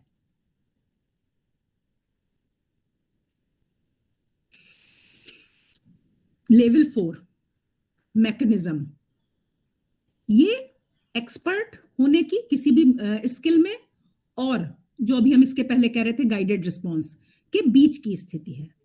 ये बीच वाली इंटरमीडिएट स्टेज है। अभी हम हैबिचुअल नहीं हुए हैं, अभी हमने गाइडेड रिस्पॉन्स किया है और अभी हम उसमें एक्सपर्ट भी नहीं हुए हैं, तो ये बीच की है। इसमें बीच की स्किल में मैकेनिज्म, किसी भी चीज के मैकेनिज्म को हम समझते हैं। कोई भी चीज जब हम सीखते हैं तो हम उसको करने का तरीका समझते हैं। कभी मैकेनिज्म का मतलब, एक्सक्यूज मी, मैकेनिज्म का मतलब है कि हम यांत्रिकी में खाना बनाने जाते हैं। हेलो, हाँ बोलो मैम, यांत्रिकी से है। हाँ यांत्रिकी है, लेकिन हम यांत्रिकी केवल यांत्रिकी को हमने लर्निंग में कैसे जोड़ा है? मैकेनिज्म का मतलब तो सिर्फ मशीन्स आती है ना, एक तरीका, एक मेथड, क्या हम टेक्निक्स अप्लाई हाँ, दैट इज, हाँ वो मीडियम के रूप में, हाँ दैट इज अ मीडियम, और हम उस चीज को करने का तरीका समझते हैं। वो करने का तरीका किसी मशीन को चलाने का भी तरीका हो सकता है, समझ रहे हैं? अगर हम सोशल साइंस का कोई सब्जेक्ट लिए हैं और उससे संबंधित कोई स्किल है तो उसकी मैकेनिज्म, अब हम आपको उदाहरण देते हैं। किसी, हमने अभी आपसे पिछले कॉग्निटिव डोमेन में कहा था कि मेटा कॉग्निशन लेवल तक जाकर कोई आदमी अभी हमारे यहाँ क्यों नहीं बहुत उतने अच्छे रामधारी दिनकर से ऐसे कवि हो पा रहे हैं, उतने प्रभावशाली। कविता भी पहले बच्चा पढ़ता है, सुनता है, समझता है, इफेक्टिव डोमेन, बचपन से काव्य और गद्य और पद्य दोनों पढ़ाए जाते हैं। 12th तक आते आते कोई बच्चा, आजकल तो शायद एक निकलता हो जो हिंदी में बहुत इंटरेस्ट लेके खड़ा होता है, उसे हिंदी अच्छी लगती है। हम उस स्किल की बात कर रहे हैं। इसका मतलब नहीं कि उसको हिंदी अच्छी लगती है तो वो बीटेक नहीं कर सकता, लेकिन हो सकता है कि उसको इतने अच्छे से हिंदी पढ़ाई गई हो या उसके अंदर इनहेरेंट कोई चीज ऐसी हो कि उसका साइकोमोटर डोमेन तक आता है। साइकोमोटर डोमेन हिंदी में क्या होगा? उसकी रचना करना हाथ से, और किसी भी कविता की रचना का मैकेनिज्म उसको आना। पहले वो गाइडेड रिस्पॉन्स करेगा, फिर वो उसका मैकेनिज्म खुद समझ लेगा कि किसी कविता, ये हम आपको उदाहरण एब्स्ट्रैक्ट हिंदी लैंग्वेज का दे रहे हैं जिससे आपके दिमाग में यांत्रिकता वाला चीज जो है ये आ जाए कि यांत्रिकता का मतलब वो टेक्निक्स जिसके द्वारा किसी स्किल को किया जाता है। और वो आपको ये भी मालूम है कि वो टेक्निक हर एक की अपनी होती है, ये मानते हैं। होम साइंस है, उसमें क्या मैकेनिज्म होगी? खाना बनाते हैं संजीव कपूर भी, और खाना हम लोग अपनी माँ को भी बनाते देखते हैं। संजीव कपूर सब कटोरियां लगा लगा के रख लेते हैं, देखा है टीवी में कभी आपने? देखा है ना जी, कभी खाने वाले देखे होंगे ना शोज। तो कभी आप लोग के दिमाग में, हम बॉयज से भी पूछ रहे हैं, लड़की लेडीज तो फिर भी लड़कियां देख लेती हैं, हम बॉयज से पूछ रहे हैं, आप लोगों ने देखे कभी खाना बनाने वाले? हेलो सर, नहीं मैम, नहीं देखे? ये तो भाई गलत बात है। वाह, खाना अच्छा लगता है, बढ़िया बढ़िया डिशेस अच्छी लगती नहीं, देखिए बड़े इंटरेस्टिंग होते हैं, उसमें मेल फीमेल कुछ नहीं, that is a thing to see, बड़ा अच्छा लगता है। बहरहाल अगर आप कभी देखिए कोई खाने वाला शो या संजीव कपूर कुछ बना के दिखा रहे हो तो हम लोग देखते हैं कि ना वो बड़े स्टाइल से सब सजा के रखते हैं, उनके पैन वैन सब जो होते हैं। और कभी अपनी माँ को खाना बनाते हुए देखिए घर में किसी को, उनका क्या स्टाइल होता है? कुछ लोग दाल भिगो के रख देते हैं, कुछ आते हैं फौरन डालते हैं, कुछ लोग पहले बीन के भिगोते हैं फिर एक साथ डाल के चढ़ाते हैं, कुछ लोग हल्दी चढ़ा के उसका वो निकाल देते हैं गंदगी और फिर करते हैं, कुछ लोग बाद में छौंकते हैं, कुछ लोग पहले छौंकते हैं। ये सारे क्या हैं? मैकेनिज्म्स हैं। लेकिन मैकेनिज्म वो अच्छा होगा जिससे कि दाल अच्छी बने। मेरी बात समझे? हर एक का इंडिविजुअल होगा, मशीनरी वही होगी, लेकिन उसका मैकेनिज्म के लिए हम हैबिचुअल हों, इसका ये लेवल 4 होता है। कोई भी सब्जेक्ट, कोई भी ज्ञान की बात हो रही है यहाँ पर किसी केवल साइंस सब्जेक्ट या केवल मैकेनिक्स या इंजीनियरिंग की बात नहीं हो रही है। उसमें तो मशीनें हैं ही हैं, उनको तो जोड़ना, उनके फिजिक्स के फॉर्मूले लगाना और लंबाई चौड़ाई और ये सब देखना, ब्रिज बनाने का और रोड बनाने का और जो भी उन लोग को पढ़ाया जाता है उसका तो मैकेनिक्स है ही है, वो तो मैकेनिकल इंजीनियरिंग है ही है, उसमें तो मैकेनिज्म तो सीखना ही होता है, उसके बिना इंजीनियर। हम बात कर रहे हैं यहाँ साइकोमोटर ड्रिवन किसी भी नॉलेज के लिए, उसकी मैकेनिज्म को समझना, इतना समझना कि हमने एसिमुलेट भी कर लिया है लेकिन हमें मैकेनिज्म आता हो कि हम वो काम कर भी पाए। अभी हम एक बात और बताएंगे, थोड़ा प्रैक्टिकल व्यू आपको इसका समझाएंगे। तब ये होती है मैकेनिज्म समझने की इंटरमीडिएट स्टेज। ये एक बीच का पीरियड होता है जिसमें आपने कर लिया है, अपना टीचर के सामने कर लिया है, बार बार प्रैक्टिस की है। जब आपने बार बार प्रैक्टिस की है तो आपने एक अपना मैकेनिज्म निकाल लिया है, how you can do this thing या how the student can do this thing. वो हर एक आदमी अपना एक मैकेनिज्म निकालता है। अगर वो मैकेनिज्म नहीं निकालेगा करने का तो वो काम में स्किल डेवलप नहीं होगी, उसका अपना इंडिविजुअल होगा। वो achievement of certain degree of skill in performance of an act, तो मैकेनिज्म निकाल लेता है तो एक निश्चित डिग्री की स्किल उसके अंदर डेवलप हो चुकी है। स्किल डेवलप होने का मतलब होता है कि उसकी एक अपना कौशल। और achievement of confidence and proficiency, दूसरा एक इंपॉर्टेंट चीज होती है कॉन्फिडेंस और प्रोफिशिएंसी। अब हम आपको उदाहरण दे रहे हैं मैकेनिज्म का। हम क्लास में लेक्चर लेते हैं और हम आपका लेक्चर ले रहे हैं, हम बहुत ज्यादा पीपीटी से नहीं पढ़ाते हैं। समझ रहे हैं मेरी बात? ये जितना हम आपको दिखा रहे हैं इसको हमने बहुत अच्छे से दिखाया होगा, टाइम नहीं होता है, कम टाइम होता है, कुछ टाइम में खत्म करनी होती है, तो हमने OHP पे दिखाया होगा क्योंकि वही मेरे यहाँ प्रोवाइडेड है इजीली। और नहीं तो आप यकीन मानिए ये जितने हैं हमने जल्दी जल्दी किए हैं, शॉर्टकट्स किए, लेकिन हाथ से चौक से बना के दिखाए हैं। उससे जो हमें कॉन्फिडेंस जनरेट होता है समझाने का, जब स्टूडेंट सामने होता है, वो हमारे पास अभी नहीं आ पा रहा है। हो सकता है कि ये चीज आप बताएं, आप में से कोई जो एक्सपर्ट है इस समय, तो पीपीटी के ही से ही सब पढ़ा रहे हैं, कोई सीधा, और नहीं हमारे हिसाब से अच्छा भी है ये, तो पीपीटी और अच्छी बन सकती थी अगर हम इस पे ढंग से पीपीटी बनती। ये तो सिर्फ नॉलेज दे रही है आपको, मेरा टाइम बचा रही है। लेकिन हम चूंकि बहुत अच्छा मैकेनिज्म अभी नहीं निकाल पाए बेसिकली, तो अभी हमें यही लग रहा है कि हम अभी तक जो हमने 2 PPT 2 4 6 दिए हैं, ऐसा नहीं है, फॉरेन में भी पेपर पढ़ा है वेब कॉन्फ्रेंस में, लेकिन अभी तक हमारे बच्चे सेट कर देते थे जिसमें हम भी दिखते रहते थे, आप भी दिखते रहते थे और एक तरफ स्लाइड चलती रहती थी। अब इस समय जब कर रही हूं तो इस समय मेरे सामने पूरा सिर्फ स्क्रीन है, आप हमें नहीं दिख रहे हैं, ना मुझे मेरी फोटो दिखाई दे रही है कि हम उधर से कैसा लग रहा है। मेरी एक कलीग है, उन्होंने हमें दिखाया कि आप जब पढ़ा रही थी तो ऐसा लग रहा है। हमने उनसे पूछा था, बेसिकली फीडबैक मांगा कि हमें नहीं मालूम। तो ये मैकेनिज्म है, अगर हम यही काम करते रहेंगे तो I will be skilled in presenting this slide. इसको स्लाइड शो में रख सकते हैं, इसमें पॉइंटर चल सकता है, इसमें हम लिख के दिखा सकते हैं, डीपी की है हमने, उन्होंने बताया। दिस इज कॉल्ड मैकेनिज्म, और वो हमारे अंदर कॉन्फिडेंस जनरेट करता है, हमारे काम को और इफेक्टिव बनाता है और सर्टेन डिग्री ऑफ स्किल होता है। आई मेरी बात समझ में? Yes ma'am. Yes ma'am. Yes, अच्छा जी, Yes, ma'am. अब आता है हमारे पास ये level 5, complex overt behaviour. Overt मतलब बाह्य व्यवहार, जटिल बाह्य व्यवहार इसकी मतलब है। ये होता है कि जब हम पूरा काम, जो भी हमने ज्ञान लिया है, जो भी हमें हाथ से करने वाली स्किल है, उसको बड़ी आसानी से, आराम से करके दिखा सके।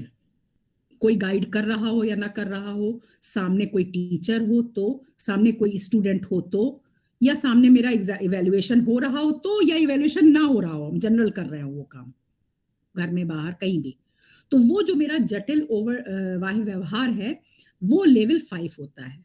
इस लेवल की एफिशिएंसी जो होती है तब आती है जब इसमें कॉम्प्लेक्स जटिल स्किल्स, कोई भी कौशल होता है जब पूरा किया था तो अपने में जटिल ही होता है, क्योंकि दिमाग भी लगता है, भावनात्मक स्तर पे भी काम चल रहा है और उसमें मेरा हाथ भी शामिल है, तो तीनों डायमेंशंस पे वर्क हो रहा है, तो वो इट इज कॉम्प्लेक्स स्किल।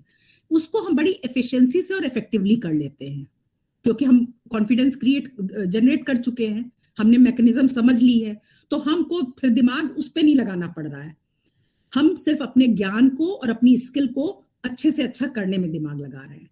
दूसरा होता है कि जो हमारी परफॉर्मेंस है वो बहुत स्मूथ होती है और कॉन्फिडेंट होती है, उसमें कोई हिकअप्स नहीं होते हैं, बहुत स्मूथली वो काम हम कर ले जाते हैं। उसको कहते हैं कॉम्प्लेक्स ओवर्ट बिहेवियर लेवल, कि हम उस जटिल कार्य को या जटिल कौशल को बड़ी ही इफेक्टिव तरीके से और बहुत ही अधिक क्षमता से, एफिशिएंसी मतलब कैपेबल तरीके से और बड़े प्रभावात्मक रूप में बिना किसी इनहिबिशन के उसमें बड़ी स्मूथ और कॉन्फिडेंट परफॉर्मेंस दे पाए अपने स्किल की। That is level 5। अभी एक चलिए ये बता लें फिर बताते हैं। लेवल 6 है एडेप्टेशन एंड लेवल 7 है ओरिजिनेशन। यकीन मानिए अगर आप इसको थोड़ी देर बैठ के सोचेंगे और एक बार और डाल लेंगे पीपीटी पे तो आपके दिमाग में क्लियर हो जाएगा कि बिल्कुल ऐसे ही नॉलेज अंदर जाती है, इसी फॉर्मेट में जाती है। वो हम 6th में करना सीख ले, हम इतने लकी हों कि हमारी टीचर बहुत मन से पढ़ा रही हो, और इसी कारण है कि आपने देखा होगा, याद करके देखिए कि कोई सब्जेक्ट आपको किसी समय बहुत प्यारा लगता होगा। याद करिए, आप साइंस स्टूडेंट हैं कि आर्ट्स हैं हमें नहीं मालूम, लेकिन आप अगर आर्ट्स भी स्टूडेंट हैं तो आपके दिमाग में कुछ विषय और कुछ टीचर्स दिमाग में रह गए होंगे जो आज तक याद होंगे। कोई हिंदी की कविता किसी ने पढ़ाई होगी तो बहुत अच्छा लगा होगा, कोई साइंस का प्रैक्टिकल किसी ने पढ़ाया होगा तो बहुत अच्छा लगा होगा, या छोटे क्लासेस में भी कभी। वो ही लेवल होता है जबकि हम उनके अंदर ये स्किल डेवलपमेंट का काम शुरू कर देते हैं। 4-5 तक का जो भी स्किल है वो 12th तक तो हर हालत में डेवलप हो जाना चाहिए। इसके बाद आता है 6 और 7। ये होते हैं हमने कौशल प्राप्त कर लिया, हमारी सारी हम कभी भी अच्छे से करके दिखा सकते हैं। अब आता है एडेप्टेशन। ये नॉलेज आती है वर्किंग फील्ड पे आकर, हमारी स्किल की, जिस भी वर्किंग फील्ड में हम हैं। एडेप्टेशन, हम उस चीज को अडेप्ट कर पाए। हम गलती कर, एडेप्टेशन को बताए कोई, जरा सा हिंदी में क्या कहेंगे? अनुकूलन। अनुकूलन मतलब है ना, जिस भी सिचुएशन में हैं और पढ़ा रहे हैं तो, पढ़ रहे हैं तो, या दुनिया में कहीं कोई काम कर रहे हैं, या हमारा दूसरे इस तरह का काम है कि हमें सड़क पे वो करना पड़ रहा है या रिसर्च सेंटर में करना पड़ रहा है, आई डोंट नो, लेकिन हम बड़ी तेज अच्छे से किसी भी विशिष्ट परिस्थिति में अपने मूवमेंट, जो हम जिस तरह से वो स्किल करते हैं उनको रूपांतरण करके भी अपने मूवमेंट्स का, हो सकता है मेरे पास किसी समय कोई चीज बनाने के लिए, हम किचन के उदाहरण आपको देते हैं क्योंकि, तो आप अपने मूवमेंट को मॉडिफाई करती हैं जब सिचुएशन के हिसाब से। हर समय आपको आइडियल सिचुएशन नहीं मिलती है ना, तो आप अपने मूवमेंट का या उन पैटर्न को, मूवमेंट के पैटर्न को रूपांतरण करें और कंप्लीट करें अपने टास्क को इफेक्टिवली, क्योंकि आप स्किल्ड हैं। उम्मीद तो यही की जा सकती है ना कि अगर आपको कपड़ा सिलना आता है तो फिर वो कपड़ा थोड़ा कम है या थोड़ा ज्यादा है, या वो पैर वाली मशीन है या वो हाथ वाली मशीन है, आपको 2 घंटे में बना के देना है कि 2 दिन में देना है कि आप 2 महीने में देंगे। ये सारे एडेप्टेशन आप अपने मूवमेंट और मूवमेंट के पैटर्न्स को मॉडिफाई कर लेते हैं और अपने टास्क को प्रभावी रूप से कंप्लीट करते हैं। एडेप्टेशन का मतलब होता है, एडेप्टेशन में, अनुकूलन में सिर्फ ये नहीं था कि हमने काम कर लिया, हमने प्रभावी रूप से वो काम किया। हमारी स्किल का डेवलपमेंट जब लेवल 6 पे पहुंचता है अडेप्ट करने की कंडीशन में, दैट इज गुड, तब हम कहलाते हैं आई एम स्किल्ड। और इससे भी अब फिर मिला दीजिए इसको ज्ञानात्मक स्तर के मेटाकॉग्निशन से। ओरिजिनेशन, उसका ओरिजिनलाइजेशन, उसका ओरिजिनल को कहते हैं हम लोग वो उद्भव मैम, जहाँ से बोल दो बेटा, मौलिक, अपना मौलिक तरीका। हम बेटा जब पढ़ाते हैं ऐसे लिखा सामने होता है तो मैं जल्दी वर्ड आता नहीं है ध्यान, मौलिक तरीका या जो स्वाभाविक बहुत स्किल्ड होते हैं। पहले तो देखिए आपने गौर किया होगा ना कि कुछ एक्टर तो दूसरे की नकल उतार पाते हैं, किसी की तरह से गाना गा पाते हैं, है ना।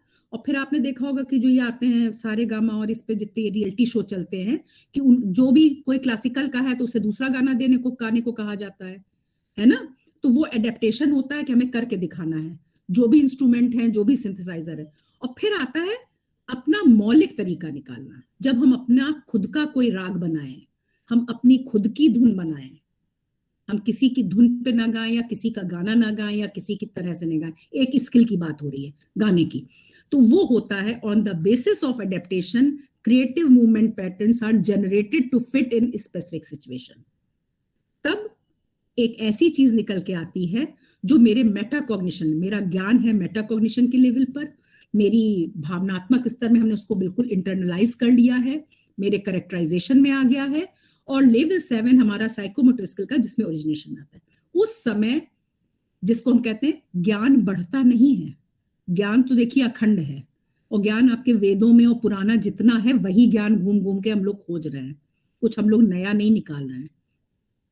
डिपेंड करता है कि कितना हम ओरिजिनेशन उससे कर पा रहे हैं, क्योंकि इतना नहीं पढ़ा लिखा निकलता है। सोचिए अगर वो स्किल्ड है अपने अपने काम में और वो अच्छे से पढ़ा है, तो इसका हम कहते हैं, अब हमें इसकी स्टैट्स नहीं मालूम, जस्ट फॉर द एग्जाम्पल हम दे रहे हैं कि 100 करोड़ या उससे ज्यादा हो गई है, 1% भी आदमी सोचिए स्किल्ड है, अच्छे से पढ़ा लिखा है और वो अपने काम में ओरिजिनल वर्क करता है, कोई भी विषय, कोई भी क्षेत्र हो, तो सोचिए कितना ज्यादा रिच हो गया हमारा कंट्री।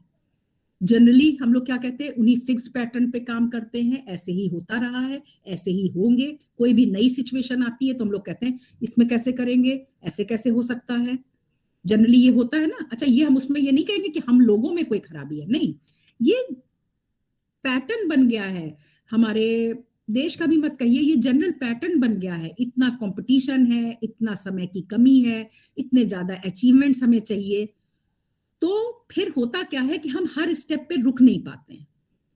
अब बात ये आती है कि जो ये हमने आपको 6 लेवल बताए कॉग्निटिव डोमेन के, 5 बताए आपके अफेक्टिव के, और ये 7 लेवल हो गए इसके।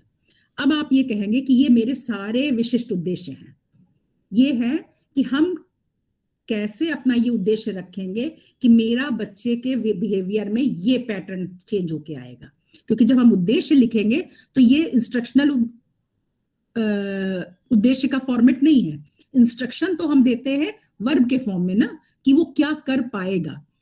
तो अब ये ध्यान दीजिए कि जब हम किसी विषय को पढ़ाते हैं तो हर विषय को, हर चैप्टर को, हर ज्ञान को इसी लेवल तक नहीं पढ़ाना है हमें, कि एक बच्चे को हम पढ़ाने चले तो उसके ये सारे कॉग्निटिव और अफेक्टिव और डोमेन के सारे लेवल्स हम क्लियर कर लें। लेकिन जिस तरह का कंटेंट है, जिस एटमॉस्फेयर में हम पढ़ा रहे हैं और जिस आयु वर्ग का या जिस कक्षा का वो बच्चा है, उसके पास तक उतना लेवल उसको डेवलप करके ही हमें उसके दूसरे क्लास में, उतना इवेलुएट करके ही हम उसको दूसरे क्लास में अगर भेजें तो हम ये उम्मीद कर सकते हैं कि वो आगे जाएगा। अगर इसमें से किसी ने भी अपना काम बीच में हम लोगों ने छोड़ा, किसी परिस्थितिवश छूटा, अपने ऊपर, टीचर के ऊपर मत भी भार लीजिए, लेकिन हम अपनी तरफ से अपना भार लेते हैं कि अगर हमने किसी जगह पर भी कोई बीच में क्लास आया और उसमें उसकी पढ़ाई नहीं हो पाई, उसके कारण से नहीं हो पाई, तब तो भगवान की इच्छा है, लेकिन अगर हमारे कारण से खराब हुआ तो सोचिए उस लेवल में वो उतना बैक कर गया, अब वो दूसरे क्लास में जाएगा, उसको बहुत अच्छे से भी ज्ञान दिया जाएगा, लेकिन वो फिर भी पीछे रहेगा क्योंकि उसने बीच का एक लेवल खोया है, अगर हर आदमी नहीं। दूसरी बात है कि जैसे जिस स्तर पे आप हैं, यहां पर हम उम्मीद कर सकते हैं, जैसे हम बार बार आपसे भी शुरू से कल से कह रहे हैं कि हम ये समझ नहीं पा रहे थे कि पीएचडी का कोर्स होता तो हम समझते थे रिसर्च मेथोडोलॉजी बताई जाएगी पहले, और शायद पहले था या था, हमने ध्यान नहीं दिया। एक बार मुनीश सर ने भेजा तो था कोर्स में, लेकिन हमें ध्यान नहीं, तो हम बार बार ये सोचे, लेकिन अब हम ये सोच पा रहे हैं कि आपको फिर से 6 महीने तक ये पढ़ाने का मतलब ही ये है कि जब आप, अब आपका लेवल जरूर है कि आपके अंदर लेवल 7 होना चाहिए स्किल का, जिस चीज में भी, जो भी विषय आप कर रहे हैं, जो भी कार्य आप करने जा रहे हैं, मेरा कतई ये मतलब नहीं कि आप शिक्षक ही बनने जा रहे हैं, इस समय तो आप रिसर्च करने जा रहे हैं। बीइंग अ रिसर्चर, आपके अंदर ओरिजिनेशन की भी एक अपनी, जो भी सिचुएशन मिले, जो भी गाइड मिले, कुछ भी करे, चीजों को अडेप्ट करते हुए ओरिजिनल काम की इच्छा होनी चाहिए। आपका नॉलेज ये कहता है कि स्किल आपकी ओरिजिनल तक होनी चाहिए। कॉग्निटिव डोमेन में आपको कुछ ना कुछ क्रिएट करने की इच्छा होनी चाहिए। आपको बीच के वो हिस्से देखने चाहिए जहां पर दरारें हैं, कि ये जो ज्ञान का बन रहा है सिस्टम, टीचिंग, लर्निंग या what ever it is, research करके हम लोग यही तो करते हैं ना, ज्ञान की खोज करते हैं और आगे बढ़ाते हैं। तो हम उसमें कोई नई चीज नहीं जोड़े, लेकिन हम 2, 3, 4, 6 चीजों को मिलाकर जो एक उसके बीच का गैप है उसको तो पूरा करें। रिसर्च में आपके कहा भी यही जाता है। और इफेक्टिव डोमेन को भी पूरा, जब आपकी तरफ से ये वर्क, अगर आप रिसर्च इस मेथड से करेंगे इन सब चीजों को ध्यान में रखकर, तो नेचुरली आपके अंदर एक ओरिजिनल कैरेक्टराइजेशन हो जाएगा। फिर आप जो भी काम करेंगे वो आपकी इन्हीं उद्देश्यों पे आधारित होगी। टीचर्स को तो हम लोग इसलिए ब्लूम्स टैक्सोनॉमी पढ़ाते हैं। दी साइकोमोटर डोमेन जो है ये लोअर से हायर जाता है, नॉर्मल सी चीज है। पहले L1 मतलब 7 लेवल तभी आता है जब हम नीचे से शुरू करते हैं। और सिम्पसन के इसी मॉडल को डेव हुए हैं, उन्होंने मॉडिफाई किया है। उन्होंने ये imitation, manipulation, precision, articulation, naturalisation, word से आप समझ सकते हैं थोड़ा उसी से मिलते जुलते हैं, 5 लेवल में किया है। कि पहले हम चीजों को इमिटेट करके करते हैं, फिर हम उनको मैनिपुलेट करते हैं जो भी संसाधन है उसके अकॉर्डिंग, फिर हम उसमें एक प्रिसीजन मतलब एक विशिष्ट, एक प्रिसाइज तरीके से काम करते हैं कि एग्जैक्ट तरीके से काम हो। फिर हम उसमें आर्टिकुलेशन मतलब हम उसके अंदर अपनी तरह से उस काम को करने की कोशिश करते हैं, और फिर वो मेरे लिए एक स्वाभाविक कौशल हो जाता है। ये हमारे यहाँ जो डेव हुए हैं उन्होंने इसको ऐसे बांटा है। डजंट मैटर, ये नाम का फर्क है, कोई मतलब नहीं है, लेकिन this taxonomy served as a backbone of many teaching philosophies. अभी तक आपने जो भी टीचिंग फिलॉसफीज पढ़ी हैं, इवन देन फिलोसफर्स हैं, अगर आप उनको ही कैटेगराइज करना चाहें तो गांधी जी को उठा लें या गीजूभाई को उठा लें, आप ये पाएंगे कि ये जो टीचिंग फिलॉसफीज भी बनती हैं, जो टीचिंग मेथड्स भी बनते हैं, उनके लिए ये टैक्सोनॉमी जो है ब्लूम्स की कहीं ना कहीं एक रीढ़ की हड्डी की तरह काम करती है। इस पर बेस करके हम कंटेंट डेवलप कर सकते हैं, इस पर बेस करके हम कंटेंट के संबंधित इंस्ट्रक्शंस डेवलप कर सकते हैं कि हाउ टू टीच देम। इस कंटेंट से ही इसी टैक्सोनॉमी को लेते हुए हम एटमॉस्फेयर क्रिएट करते हैं कि उनको कैसे पढ़ाया जाए। ये आपका जो है पूरा ब्लूम्स टैक्सोनॉमी का है। अब हम आपको जरा सा थोड़ा सा आगे बता रहे हैं, क्योंकि हमारे ख्याल से रिवाइज टैक्सोनॉमी भी हो गई ब्लूम्स। अब हम बता रहे हैं कि जिस वजह से हम लोग इसको, ब्लूम्स टैक्सोनॉमी जो आपने पढ़ी है वो यहाँ तक है, लेकिन जब हम लोग इसको पढ़ाते हैं तो इन ऑब्जेक्टिव्स को लिखने का एक स्पेसिफिक तरीका होता है, तभी लिखते हैं, क्योंकि हम इसको एक्टिविटी की तरह लिखते हैं। हम इसको नहीं, एक्टिविटी की तरह नहीं लिखते हैं कि ये करेंगे, ये करवाएंगे ना। हम अपने ऑब्जेक्टिव लिखते हैं कि वो क्या कर पाएगा। मेरा अगर उद्देश्य ये है कि आपको ये चीज समझ में आए, तो हम आपसे पलटकर आपकी एक्टिविटी से आपसे प्रश्न पूछे, चाहे हम कुछ काम करवाएं, वो बताएंगे कि हम अपने उद्देश्य में कहाँ तक सफल हुए हैं। तो आपका व्यवहार बताएगा, आपका मतलब स्टूडेंट का व्यवहार। तो हम उसको जो है स्टूडेंट्स ओरिएंटेड रखते हैं लिखते समय, और इसी कारण से इसमें वर्ब का यूज करते हैं, ना कि हम नाउन्स का यूज करें, क्योंकि जगह जगह आपने पढ़ा होगा कि बिहेवियरल वर्ब्स के ऊपर डिपेंड करते हैं। सबसे पहले अपना हम ऑब्जेक्टिव बना लेते हैं, फिर हम अपने कंटेंट को, आपने देखा होगा शिक्षण बिंदुओं में, उसकी एनालिसिस करके बांटते हैं, फिर एक कॉन्टेक्सचुअल मैट्रिक्स तैयार करते हैं, प्रिपेयर करते हैं कि हम किस तरह से क्या चीज पढ़ाएंगे, और फिर एक 2 वे टेबल बनती है, जिसको हमें नहीं मालूम है कि आपके कोर्स में कहाँ तक है, ये हम इसीलिए है। सबसे पहले फॉर्मुलेशन ऑफ ऑब्जेक्टिव्स होता है, जिसमें व्हाट टू टीच होता है, और बिहेवियर में सोच लिख के रखते हैं कि what change in behaviour needed, हम क्या चाहते हैं कि इस स्टूडेंट के बिहेवियर बिहेवियर में चेंज हो। और फिर एक लर्निंग एक्सपीरियंस का पूरा कंडीशन आते हैं। इसमें मेरा मटेरियल एड आ जाता है, मेरा पढ़ाने का शिक्षण विधि आती है, क्लासरूम आ जाता है, कंडीशंस क्या होंगी, उसका लर्निंग एक्सपीरियंस क्या होगा और क्या स्तर होगा, ये 4 चीजें करते हैं तय, तब वो हमारे ऑब्जेक्टिव्स का फॉर्मुलेशन होता है। इसके बाद है ऑब्जेक्टिव्स के फॉर्मुलेशन के बाद है कंटेंट एनालिसिस। फिर हम अपने उस कंटेंट को देखते हैं कि इसको हम टीचिंग पॉइंट्स में कैसे बांटें, क्योंकि हम जब लॉजिकल उनको अरेंज करेंगे, कभी आपने देखा ना टेक्स्ट में, सिलेबस में हमेशा क्या है, क्यों है, फिर उसके फॉर्मूला, पहले डेफिनेशंस, ऐसे ही उसको लॉजिकली सीक्वेंस करते हैं ना, क्योंकि क्या है पहले बताएंगे, तभी क्यों है और कैसे है ये बता पाएंगे। तो पहले कंटेंट को एनालाइज करते हैं, उसको टीचिंग पॉइंट्स में बांटते हैं और फिर उन टीचिंग पॉइंट्स को लॉजिकली अरेंज करते हैं कि पहले ये टीचिंग पॉइंट पढ़ाएंगे, फिर ये टीचिंग पॉइंट पढ़ाएंगे, फिर ये टीचिंग पॉइंट पढ़ाएंगे। ये कंटेंट एनालिसिस हो गई। इसके पहले हमने अपने ऑब्जेक्टिव्स बना लिए। इन 2 चीजों को बनाने के बाद बनाते हैं कॉन्टेक्सचुअल मैट्रिक्स। कॉन्टेक्स्ट के साथ कॉन्सेप्ट को मिलाकर कॉन्सेप्चुअल और कॉन्टेक्सचुअल मैट्रिक्स बनाते हैं।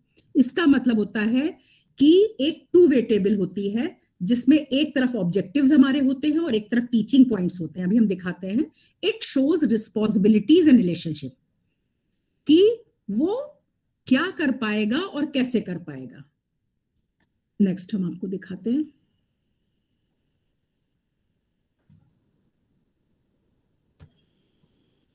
ये है, टीचिंग पॉइंट्स को बांट दिया है और उसको फिर हमने अपने ऑब्जेक्टिव्स में बांट दिया है कि हम क्या नॉलेज, क्या अंडरस्टैंडिंग, क्या एप्लीकेशन, एनालिसिस, सिंथेसिस और इवैल्यूएशन तक को बांट देते हैं अपने हर टीचिंग पॉइंट को।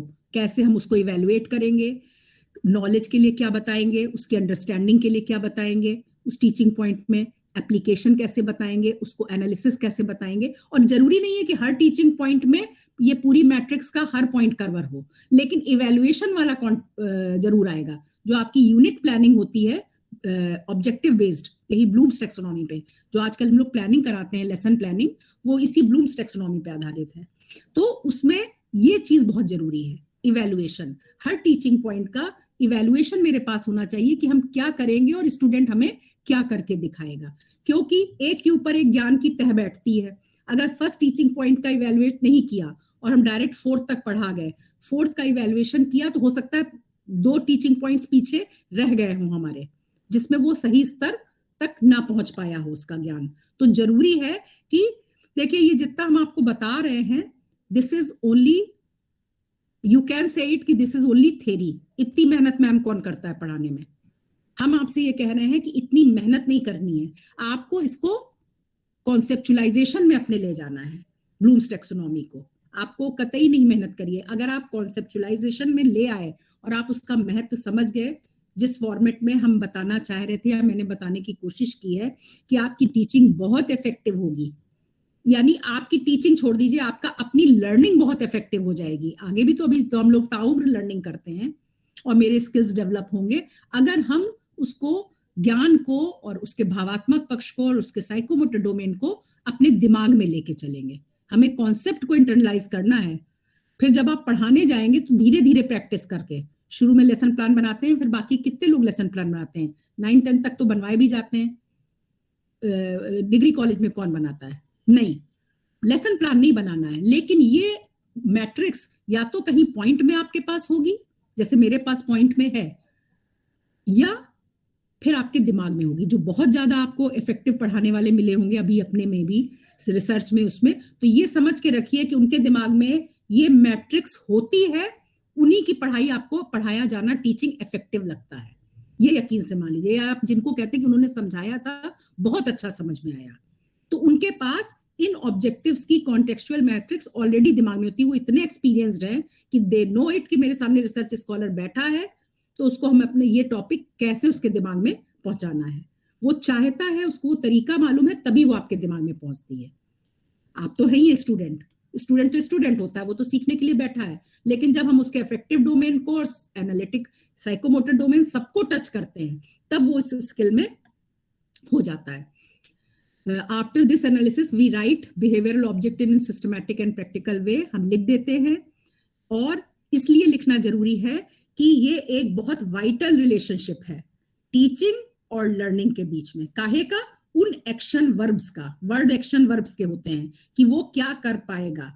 जब हम ये लिख लेते हैं तभी हम डिटरमिन कर सकते हैं या इस बात को इवेल्युएट कर सकते हैं कि हमारी टीचिंग कितनी एफिशिएंट थी या हमने जो चाहा था वो उस बच्चे के दिमाग में पहुंचा या नहीं पहुंचा। इसलिए इसको ये मैट्रिक्स होना कह लीजिए या उनके बिहेवियर टर्म में हमें मालूम होना बहुत जरूरी है।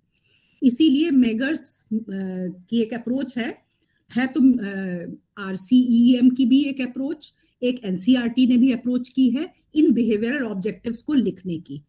उनके अलग अलग उसमें मत जाइए क्योंकि आपको उनसे मतलब इतना नहीं है, बस ये समझ लीजिए कि इस बिहेवियरल ऑब्जेक्टिव को क्यों इतना जरूरी है लिखना। अभी तक हम बात कर रहे थे तीनों डोमेन्स के ऑब्जेक्टिव्स की, अब हम उनको बिहेवियरल ऑब्जेक्ट में कन्वर्ट कर रहे हैं क्योंकि प्रिपेयरिंग इंस्ट्रक्शनल ऑब्जेक्टिव्स या उसको बिहेवियरल भी कहते हैं, उसने रिकमेंड किया क्योंकि वो मेजर किए जा सकते हैं। जब आप ये कहेंगे कि वो स्टूडेंट ये काम कर सकता है, वो उसकी डेफिनेशन बता सकता है, तो आप उसके ज्ञानात्मक पहला कॉग्निटिव जो उसका पहला है नॉलेज, उसको टेस्ट कर सकते हैं। अगर उसने डेफिनेशन बता दी सही तो इसके मतलब उसको इंफॉर्मेशन याद है अभी तक। इसी तरीके से अगर आपने उससे और कोई काम करने को कहा तो आप समझ सकते हैं कि अगर अच्छा इसने एनालिसिस तक कर लिया है यानी ये इस चीज को यहां तक अंडरस्टैंडिंग हो गई है इसको और ये इसको एनालाइज कर पा रहा है। फिर ये भी इंक्लूड करता है कि हम कैसे उस what is given to the learner, वो स्पेसिफिकेशन, वो विशिष्ट इंस्ट्रक्शंस, वो विशिष्ट मटेरियल एड, वो विशिष्ट परिस्थितियां कि हम लर्नर को कैसे दें। और प्लस फिर हमें ये बताता है कि उसकी कॉम्पिटेंसी को चेक करने का एक क्राइटेरिया देता है कि वो ये काम ये काम कर रहा है यानी कि हम अपने इस विशिष्ट उद्देश्य में सफल हुए। ये सारी चीजें हमें जब एक्शन वर्ब में या इंस्ट्रक्शनल ऑब्जेक्टिव्स लिखे जाते हैं तभी हम जान पाते हैं। इसके बाद की कोई चीज ऐसी नहीं है।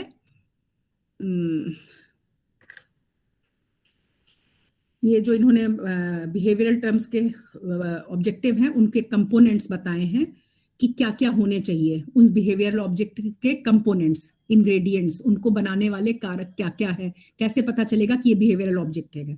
उसमें हम परफॉर्मेंस लेवल बताते हैं कि वो ये कर पाएगा, कंडीशंस बताते हैं कि किन कंडीशंस में कर पाएगा, और एक नॉर्म देते हैं, वो क्राइटेरिया सेट करते हैं कि इस लेवल तक कर पाएगा।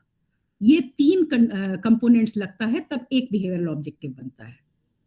और इसकी इंपॉर्टेंस के लिए उन्होंने जो कहा है वो it is well said Robert Mager ने कि if you are not sure where you are going you are liable to end up some place else. मतलब ये कि अगर आपने अपने बिहेवियरल ऑब्जेक्टिव्स नहीं बनाए, अपने मतलब हम बनाएंगे आपके लिए, या हम अपने किसी और अचीवमेंट या लर्निंग के लिए हम मान लीजिए कुछ करने जा रहे हैं तो हम अपने एम सेट करेंगे कि हम ये करके देख पाएंगे, तब हम ये मानेंगे कि हमें ये चीज आ गई। इसी तरह से टीचर सेट करता है परफॉर्मेंस लेवल स्टूडेंट का, वो कंडीशन जिसमें परफॉर्मेंस करेगा और वो क्राइटेरिया जिस लेवल तक परफॉर्मेंस करेगा। क्योंकि अगर हमें ये नहीं मालूम है कि हमें क्या चाहिए तो फिर तो हमें जो मिल जाएगा वो अच्छा है। अगर हमें ये चाहिए कि हमारे स्टूडेंट को ये चीज पूरे से आए तो हम अपने ऑब्जेक्टिव्स को क्लियर रखेंगे, उनको बिहेवियरल टर्म्स में लिखेंगे। अगर हम ये नहीं चाहते हैं तो हम पढ़ा के अपना काम खत्म कर देंगे, जो कि जनरली होता है। हम ये नहीं कहते कि हम नहीं करते और आप करते या कोई नहीं करता है, लेकिन जनरल की भाग दौड़ में टीचिंग को अब जो इतना सारी होने लगी है तमाशेबाजी, ये करिए वो करिए, उससे थोड़ा टीचर्स डरते हैं। वरना टीचिंग को तो सबसे अच्छा ऑप्शन समझ रखा था कि सबसे आसान है। लेकिन इतना तो मान ही लीजिए, आप तो पढ़ के इतने दूर तक आ गए हैं और पढ़ाने की तैयारी में भी होंगे, ईश्वर करे आप सक्सेसफुल हो, कि कहीं ना कहीं तो कमी रह गई है ना अपने ऑब्जेक्टिव्स को समझने में। हिमांशु जी जो अभी कह रहे थे हम लोग से कि मैम कहीं ना कहीं वैल्यूएशन नहीं हो पाता है, तो कमी तो हम ही लोग की है ना, हम तो टीचर अपने ही ऊपर जिम्मेदारी लेंगे उसकी। अच्छा, ये चीजें हैं, ये इस पे हमने लिख दी हैं just to complete the PPT and you will get it, you can get it इन्हीं बुक्स में भी मिलेगी कि ये उन ऑब्जेक्टिव्स का बिहेवियरल टर्म्स में दिया है, कि ये भी उन्होंने ही दिया है, मेगर अप्रोच और उनसे बनाया गया है। मेगर नहीं दिया है कि अगर डेफिनेशन है तो रिमेम्बरिंग लेवल पे है तो वो क्या कर पाएगा, अंडरस्टैंडिंग लेवल पे है तो क्या कर पाएगा, और क्रिएटिंग तक पूरा लिखा है। और ये पूरी टेबल काफी बड़ी है, तो इसको पढ़ने और समझाने की कोई बात नहीं है, ना ये आपको याद करनी है। दिस इज मतलब सिर्फ ये है कि अगर वो रिसीविंग इफेक्टिव डोमेन को डिफरेंट बिहेवियरल एक्टिविटीज में बांटा है, रिसीव कर रहा है तो इसके मतलब वो परसीव करेगा, एक्सेप्ट करेगा और लिसन करेगा। इसी तरह से सारी चीजों को उन्होंने बताया है। और साइकोमोटर डोमेन को बांटा है कि अगर उसने परसेप्शन कर लिया है तो वो उसको स्केच कर लेगा, जो भी चीज दिखा रहे हैं। मेंटल सेटअप बन गया है तो वो डिजाइन कर पाएगा, गाइडेड रिस्पॉन्स है तो वो एक्सप्लोर कर पाएगा, मैकेनाइजेशन है तो वो रिपेयर कर पाएगा। ये एक्शन वर्ब्स में बताया कि वो क्या कर पाएगा, बाद में कनेक्ट, चेंज और क्रिएट कर पाएगा। This is something for to complete the topic. लेकिन हम आपसे फिर बात करना चाहेंगे। हाँ जी, बाहर निकल गए क्या टाइम से हम? नहीं, बिल्कुल नहीं। हाँ, तो कहाँ गए हिमांशु? हिमांशु कोई चला गया कि कोई है अभी? सब है? यस मैम, सभी लोग हैं।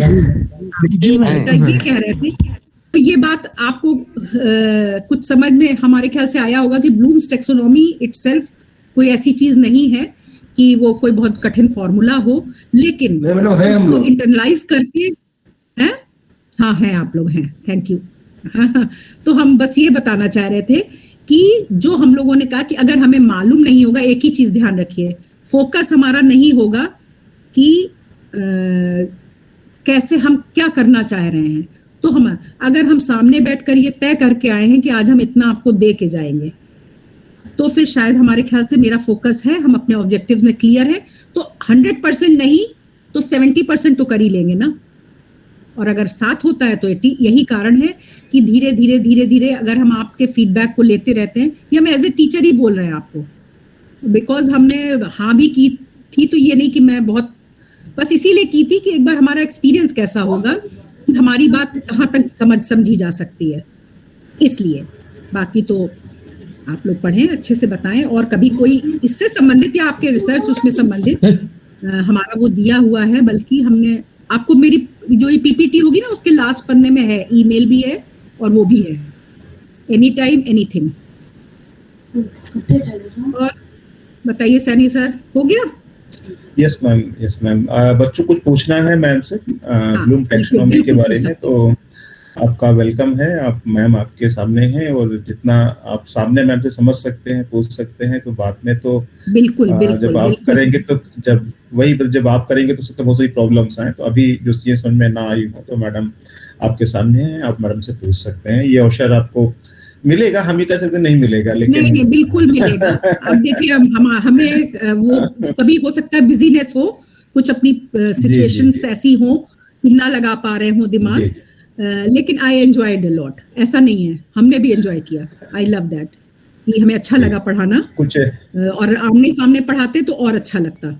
ऑनलाइन के बाद ऑफलाइन होगी पढ़ाई तो और अच्छा होगा, अच्छा लगता है। इंटरेक्शन जब ऑफलाइन होता है, देखिए यहाँ पे सारा एक्सपीरियंस का गेम है हमारे ख्याल से रिसर्च स्कॉलर के लेवल तक पहुंचते पहुंचते बच्चे पढ़ने आते हैं, नो डाउट, लेकिन ये इतने समझदार हो चुके होते हैं कि ये किताब भी उठाएंगे रिसर्च तो ये पढ़ लेंगे, भाई एमिट करके आ रहे हैं, लेकिन ये जो एक्सपीरियंस होता है ना अपने से थोड़ा एक्सपीरियंस्ड लोगों के साथ, ये इंटरेक्शन बहुत मायने रखता है। हमें तो ऐसा ही लगता है, जैसे हमें आपके interaction as a research scholars जो है, ये हम 100% कह सकते हैं हमें तो फायदा किया, क्योंकि देखिए फायदा तो अपने एक्सपीरियंस से ही हमको मिलता है। जैसे जैसे हम करते हैं उसी से फाइननेस आती जाती है। जिस स्किल को हम लोग डेवलप करने की बात कर रहे हैं, तो उसमें सारा गेम ये इंटरेक्शन का ही है। और अभी भी हम आपको बता दें, जैसे हम लोग जो बात कर रहे थे कि इवैल्यूएशन, हम लोगों का इंटरेक्शन कम हो गया है टीचर्स से। आप यकीन मानिए, मेडिकल कॉलेज में क्या होता है, अभी भी हम लोग टीचिंग को उस जगह पे ले जा रहे हैं, 2 साल का करके, सेमेस्टर का करके, दिन पर दिन न्यू एजुकेशन पॉलिसी में और बेहतर कर रहे हैं, एक्सपीरियंस बेहतर कर रहे हैं।